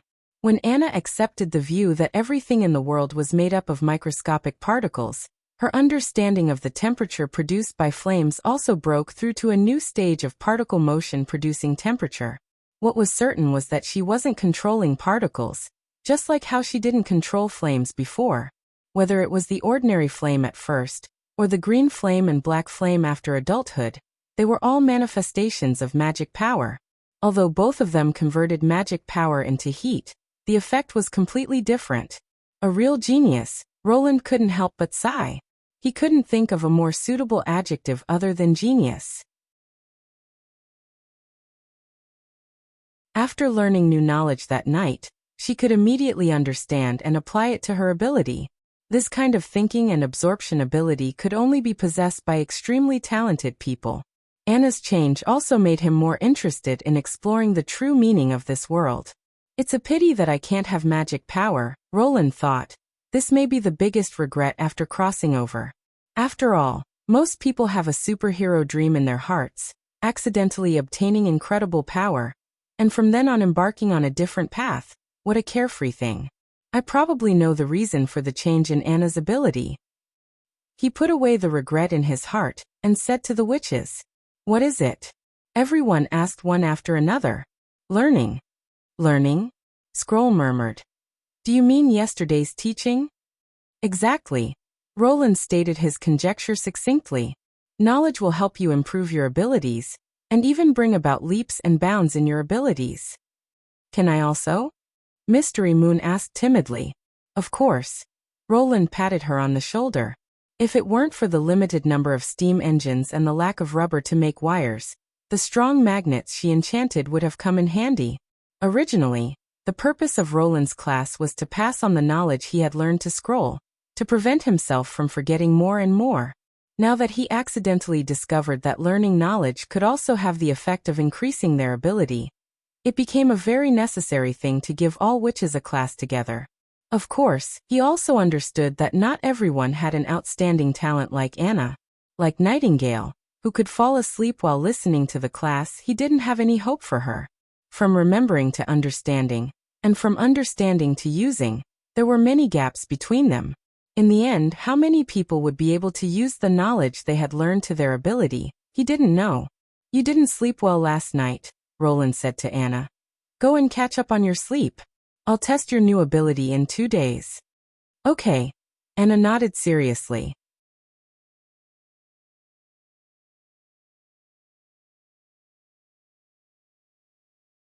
Chapter 132. It had already been 5 days since Prius was locked up here. Although it wasn't a prison cell, the renovated residence was almost the same as a prison cell. The original wooden door had been replaced with wooden railings. All the furniture in the house had been removed, leaving only a few blankets. The only good thing about it was that the room could be considered clean, with neither wind nor rain leaking in. In addition to him, there were 4 other people in the prison. 3 of them were from the Ryan family, 1 was from the Wolf family, and he himself was a knight of the Earl of Elk family. "Damn it! How long does he want to keep us here?" The oldest knight of the Ryan family shouted. "The wheat fields in the territory haven't been sown yet. My wife doesn't know how to do these things." "Your territory?" The young knight of the Wolf family sneered. "Do you think His Royal Highness will still keep the knight territory, let you go back to collect horses, weapons and armor, and then wait for an opportunity to take revenge? To be honest, he hasn't sent all of you to the gallows. It's already merciful." "What did you say?" The old knight stared at him. "I'm just telling the truth," the young knight said indifferently. The Duke is the #1 criminal who planned and carried out the rebellion. If he didn't clean up his elite knight regiment, would he leave them to his son? As for us, we were naturally forced to go to the battlefield by the Duke's threat. I think you're bringing about your own destruction. He walked over and picked up the young man, his right hand clenched into a fist, and when he was about to hit him, a hand stretched out from behind and firmly grabbed him. Stop, Harlan. Do you want to attract the guards? A handsome knight pressed his fist down. He's right. We are knight under the Duke's command. When convicted, we will inevitably receive a heavy sentence. Since we've reached this step, we just need to wait for the result. Look at the people of the Elk family, and then look at you now. Where's your noble demeanor? He was the Star Knight of Longsong's stronghold, Philinshilt, nicknamed the Light of Dawn, who had charmed many noble young ladies. In the end, he actually married a commoner woman as his wife. This matter could be considered to have caused quite a stir at that time. Seeing that he was mentioned, Prius could no longer remain silent and said to the three who were arguing, I don't know if we can keep the territory, but at least His Royal Highness won't take your lives. Oh, why? Killing you in the stronghold would at least serve as a deterrent. Who are we going to kill you for after spending so much effort to bring you here? His subjects? Prius shook his head. The Knight Regiment hasn't even taken a single step into Border Town. The townsfolk naturally wouldn't hate them if they didn't rush in to burn, kill and loot. Therefore, to the prince, it was better to kill the nobles in the stronghold than to let the townsfolk see. If they didn't kill in the stronghold, their lives would be saved. Philin thought about it and nodded. That makes sense. May I ask your name is? Prius Dessau. Thank you for your comfort, Sir Dessau. Philin gave him a grateful look and pulled Halon back to sit in the corner. The young man also sat down, leaning against the wall and humming a song. He really isn't afraid, Prius thought, and his own calm is just a facade. Prius knew that he really wasn't cut out to be a knight. He didn't inherit his father's bravery, nor did he inherit his mother's wisdom. Compared to wielding a sword, he preferred to take care of his own small territory, raising chickens and ducks, fishing by the pond and so on. He had no choice but to fight for the Earl of Elk family, let alone kill people. He didn't even like to participate in hunting. So when they charged, Prius tried to rush to the back, but he didn't expect to survive. Wait. Thinking of this, he suddenly felt a little strange.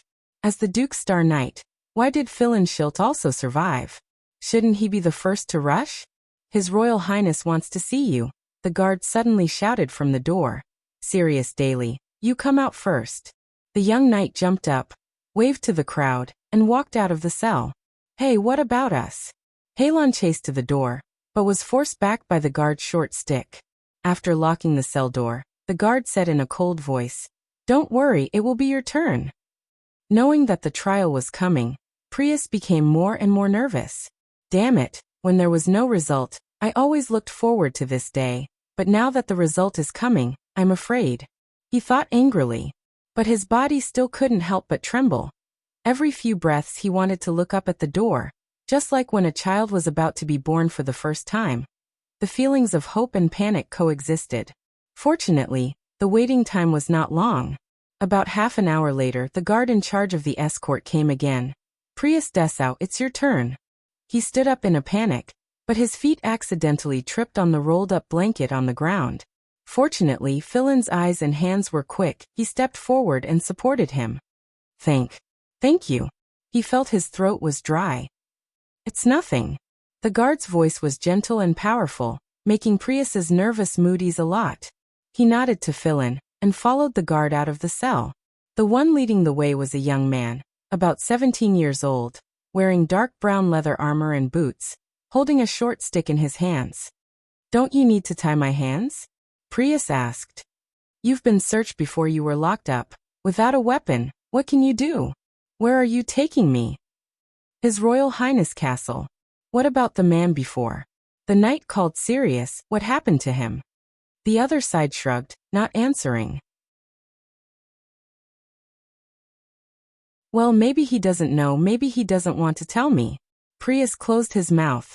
This escort gave him a very strange feeling. He dressed and looked like an ordinary civilian, but when he spoke to the knight, He didn't show the slightest fear, he didn't even use the most basic honorifics. He didn't seem to know that, in normal times, these people could easily decide his life or death. Prius had seen a lot of commoners who had to struggle for survival. They were dull and indifferent, just like a soulless walking corpse. But in the eyes of this little man, he saw pride and pride. He was obviously a commoner, but he had the same demeanor as a knight who was full of honor. This extreme sense of incongruity made Prius very confused. In the end, what kind of environment can create such a person? He looked around, although he had never been to Border Town before. He had heard about this barren and desolate place. But now the town was full of vitality. It was very different from the border outpost he had imagined. The streets were full of people, their pace was fast, it seemed that they had endless things to do. From time to time, someone would greet the little man who was escorting him. Everyone's face was ruddy, full of energy. It didn't look like they had just experienced the hardships of the months of the demons. As he approached the castle area, he saw an open space where more than 100 people gathered. This group seemed to be building a house, and according to the scale, there was more than one house. The materials for the house were piled up on the side. They were all fired bricks. Generally speaking, only nobles would choose such expensive materials, but if it was built for nobles, the area of the house was too small. The houses that had been built in front of the open space were almost a little bigger than his own living room. In addition, the houses were too similar, almost like they were printed from the same mold. Which nobleman would like such a house?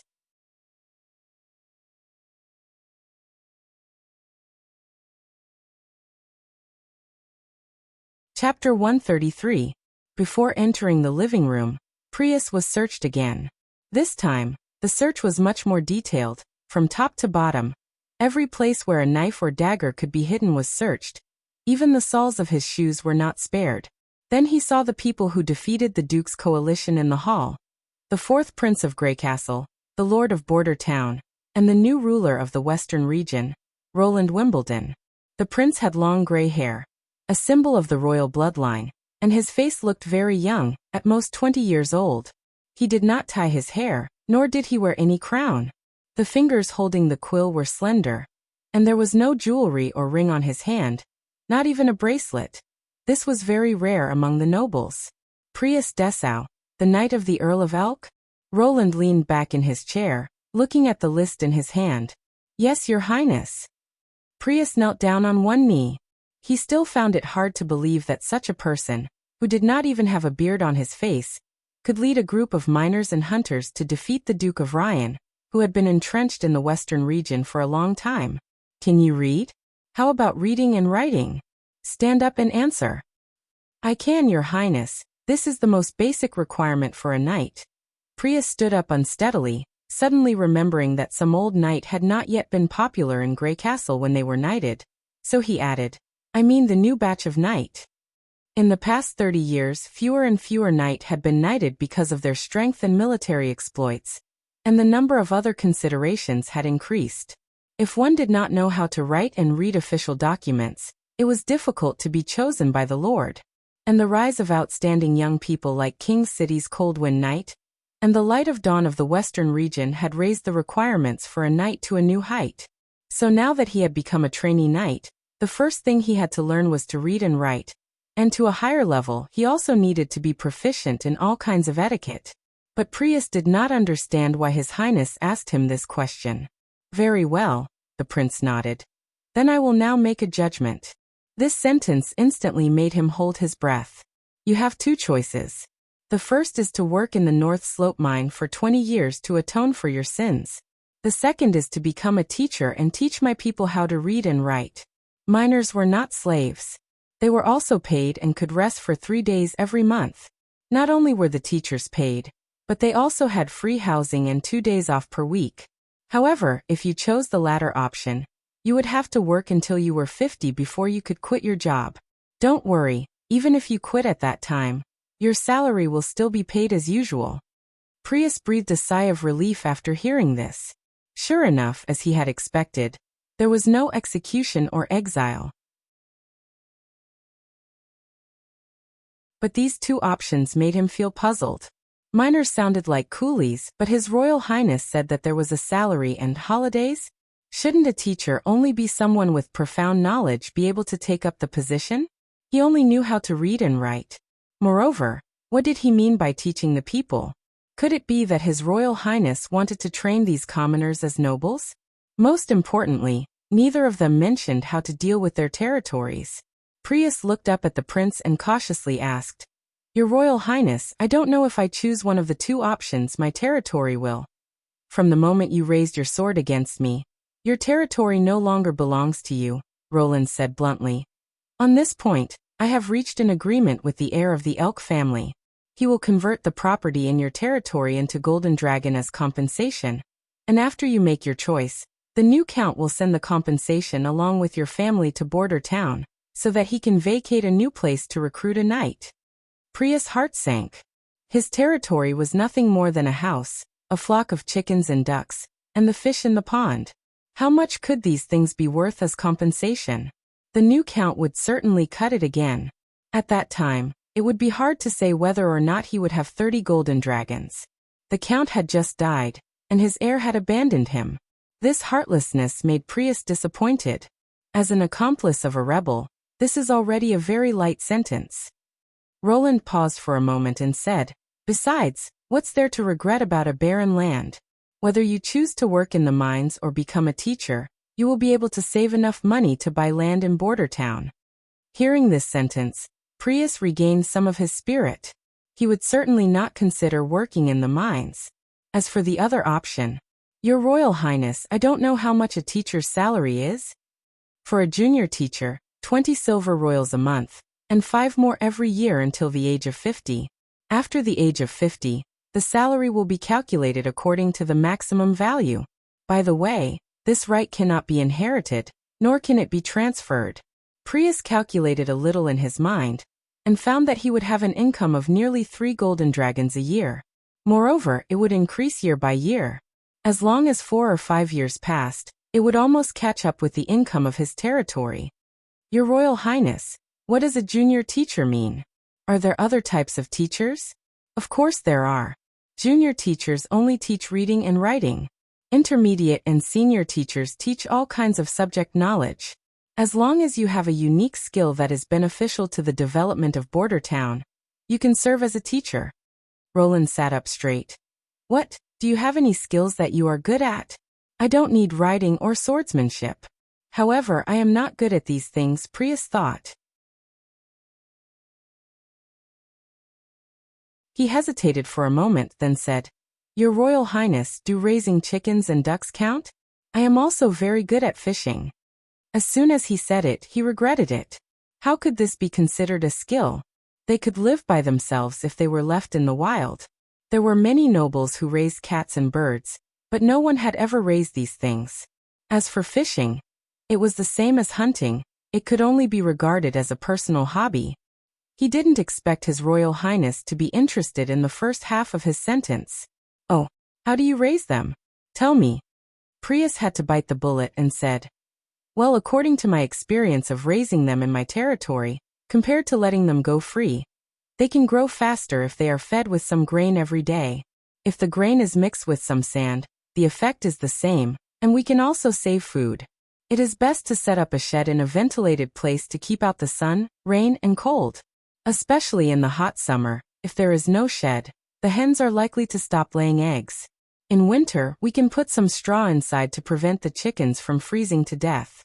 In addition, if we feed them some small fish every month, the chickens will rarely get sick. Of course, cleaning up the chicken manure is also very important." At the end of his sentence, he found that His Royal Highness unexpectedly laughed. "Yes, it seems that the nobles of the Western Territory are not useless." "Your Royal Highness?" Prius couldn't understand the meaning of the other side's words.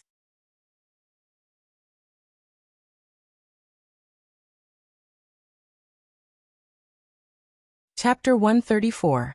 Roland wrote down the method of dealing with Prius on a piece of paper, put down the quill and rubbed his sore neck. Nightingale's voice sounded in his ear. "Your Highness, do you need me to help you relax? There are still more than 30 people to deal with. I'll do it later." Roland smiled and shook his head. picked up the bell on the table and shook it a few times. The sooner he finished these trivial matters, the sooner he could start the work of universal education in Border Town. Moreover, the exploration of Anna's new ability filled him with expectations. A tall knight was brought into the living room by the guards. At first glance, Roland felt that he was extraordinarily handsome, comparable to Carter, who had the face of a Prince Charming. Of course, this kind of handsomeness was a deduction in Roland's eyes. He glanced at the name list, Philenshilt.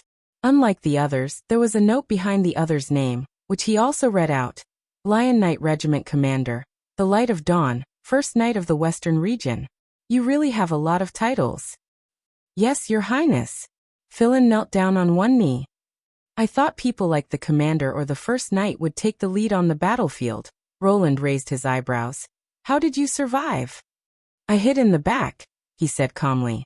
As long as you control the horse's stride, it looks like you're sprinting with all your strength, but in fact, the horse's speed won't increase much. Such a straightforward answer surprised Roland. He thought that the other would find some excuse to cover up the fact that he was afraid of fighting and ran away. It seemed that this matter wasn't as simple as he thought. Sure enough, Philin quickly continued. On the third morning of your pursuit, which was the day the Duke was defeated, I followed him, looking for an opportunity to kill him. Unfortunately, his personal guards were numerous, and they were very close, so I couldn't find a suitable opportunity to kill him. Fortunately, your troops killed him. Speaking of this, the knight bowed his head deeply. Your Highness, I thank you for this. If you need me, please feel free to assign me. The last sentence could be seen as an oath of allegiance. Roland was stunned for a moment and then said, Stand up first. Tell me what exactly happened. Yes, he got up and said. My wife Irene was originally a civilian woman who worked in the theater of Longsong Stronghold. We met by chance and fell in love with each other. I wanted to marry her, but my father and mother did not support the wedding, so I had to move out of the estate and rent a room on a farm near the fortress, where the wedding was to take place. Not long after her marriage, Irene finally got the opportunity to perform for the first time. The knight's voice was a little low. Unexpectedly, the Duke watched the play and took a fancy to her. After a long time, I learned about this matter from her mouth. I wanted to ask the Duke, but Irene knelt down and begged me not to be reckless. I also knew that if I did it in person, not to mention the possibility of success, even if I killed him, I wouldn't be able to escape from the hands of his personal guards, and Irene was likely to be the target of revenge by the heir of the Duke Ryan. So I endured until he went to Border Town. I also knew that if I did it in person, not to mention the possibility of success, even if I killed him, I wouldn't be able to escape from the hands of his personal guards, and Irene is likely to be the target of revenge by the heir of the Duke Ryan. So I endured until he went to Border Town. Although I couldn't personally take revenge, but Irene can finally sleep in peace, no longer have to worry about someone breaking into her room at night, and I am also free from this heavy burden. So please allow me to thank you again. So that's how it is. Roland knocked on the table with his quill pen. This was the signal that he and Nightingale had agreed in advance. When they needed to check whether the other party was lying, they would knock on the table. Soon he felt Nightingale's fingers pinching his left shoulder blade, which meant that what she said was true. But this pinch was a little forceful, which made Roland grin. Can you read? How about reading and writing? Philin was startled. It seemed that he couldn't keep up with the prince's train of thought. I can. Then I will now make a judgment. Roland repeated the words he had repeated many times. What is your choice? Your Highness, don't you need me to fight for you? Whether it is a duel or a group battle, I will. No, I don't need it, Roland interrupted. There are no nobles in my army, and I won't recruit nobles in the future. They are an army composed entirely of people, and you will never have the opportunity to pick up a weapon again. Is that so? Philin was silent for a long time before he nodded. I understand. In that case, I choose to become a teacher. A wise choice. Teachers can get housing and a very good salary. I will send someone to pick up your wife, so you can live a good life here. Roland made a gesture for the knight to leave. Please wait, Your Highness, forgive me for asking, he hesitated. Do you also say the same thing to the other knight? If they can't become a teacher, they have to work in the mines for 20 years? Yes. Your Highness, I have a subordinate named Heron. He is an experienced old knight, but he is illiterate. Can I use the golden dragon in exchange for him not being sent to the mines? Of course not, Roland said. If money can redeem your crimes, I will let you go in the stronghold. But he is almost 50 years old. That kind of hard work will destroy his body. He doesn't have the physical strength to mine, but he has the strength to attack border town. And my mine is not a black coal mine. Not only do I have a steam engine to help transport the ore and pump water, the employees also have a fixed holiday, okay? Roland picked up the bell, ready to call the next person in. Your Highness. Philin clenched his teeth and knelt down again. I have a treasure map passed down from my family. It has at least 400 years of history. I am willing to use it in exchange for Heron's freedom. A 400-year-old treasure map. The prince frowned. Are you sure it wasn't drawn by your ancestors with a charcoal pen to make the younger generation happy? No, it's not charcoal or ink marks. He shook his head slightly, as if recalling the drawing. I can't tell what was used to draw it. The lines are very delicate, smooth and soft to the touch, and it has been in the basement for decades, but the graphics and words haven't faded. My father said it was passed down from generation to generation. It describes the location of the treasure. It is in the northwest of the concealing forest, but it is already a barren land. Ordinary people simply can't go there. Roland tapped the table with the quill pen. Nightingale was still pinching the left side. Well, even if what you said is true, this treasure map should also be hidden in the basement of the Schilt family. You have already given up the inheritance of the territory. I'm afraid they won't be happy to see you again. Indeed, Philin nodded, but the contents of the drawing, I have completely memorized it. I can roughly describe the patterns and words on it. Then draw it and let me see. Roland pushed the quill and paper to the table. If it's true, I can make an exception and grant your request. Your Highness is merciful. He went to the table and began to draw the treasure map. In fact, the Light of Dawn Philin Schilt was not only good at fighting, but also talented in painting and calligraphy. Soon, a rough topographical map appeared in front of Roland. The map showed the back of the impassable mountain range. The rolling mountains from small to large occupied the lower right corner of the whole paper. An equilateral triangle was drawn in the middle of the map. 3 acute angles connected 3 positions, one of which fell at the foot of the northern slope mountain, and the other point in the concealing forest, marked with a 6-pointed star, was probably the so-called location of the treasure. You're tuning in to the Li Mei's Wuxia Whispers YouTube channel. We're so grateful for your support, and don't forget to subscribe to join us on this incredible journey through captivating stories. Your generosity through donations truly makes a world of difference, as it's the primary source of revenue that allows me to expand and enhance this channel for you. Thank you from the bottom of my heart for being a part of this adventure.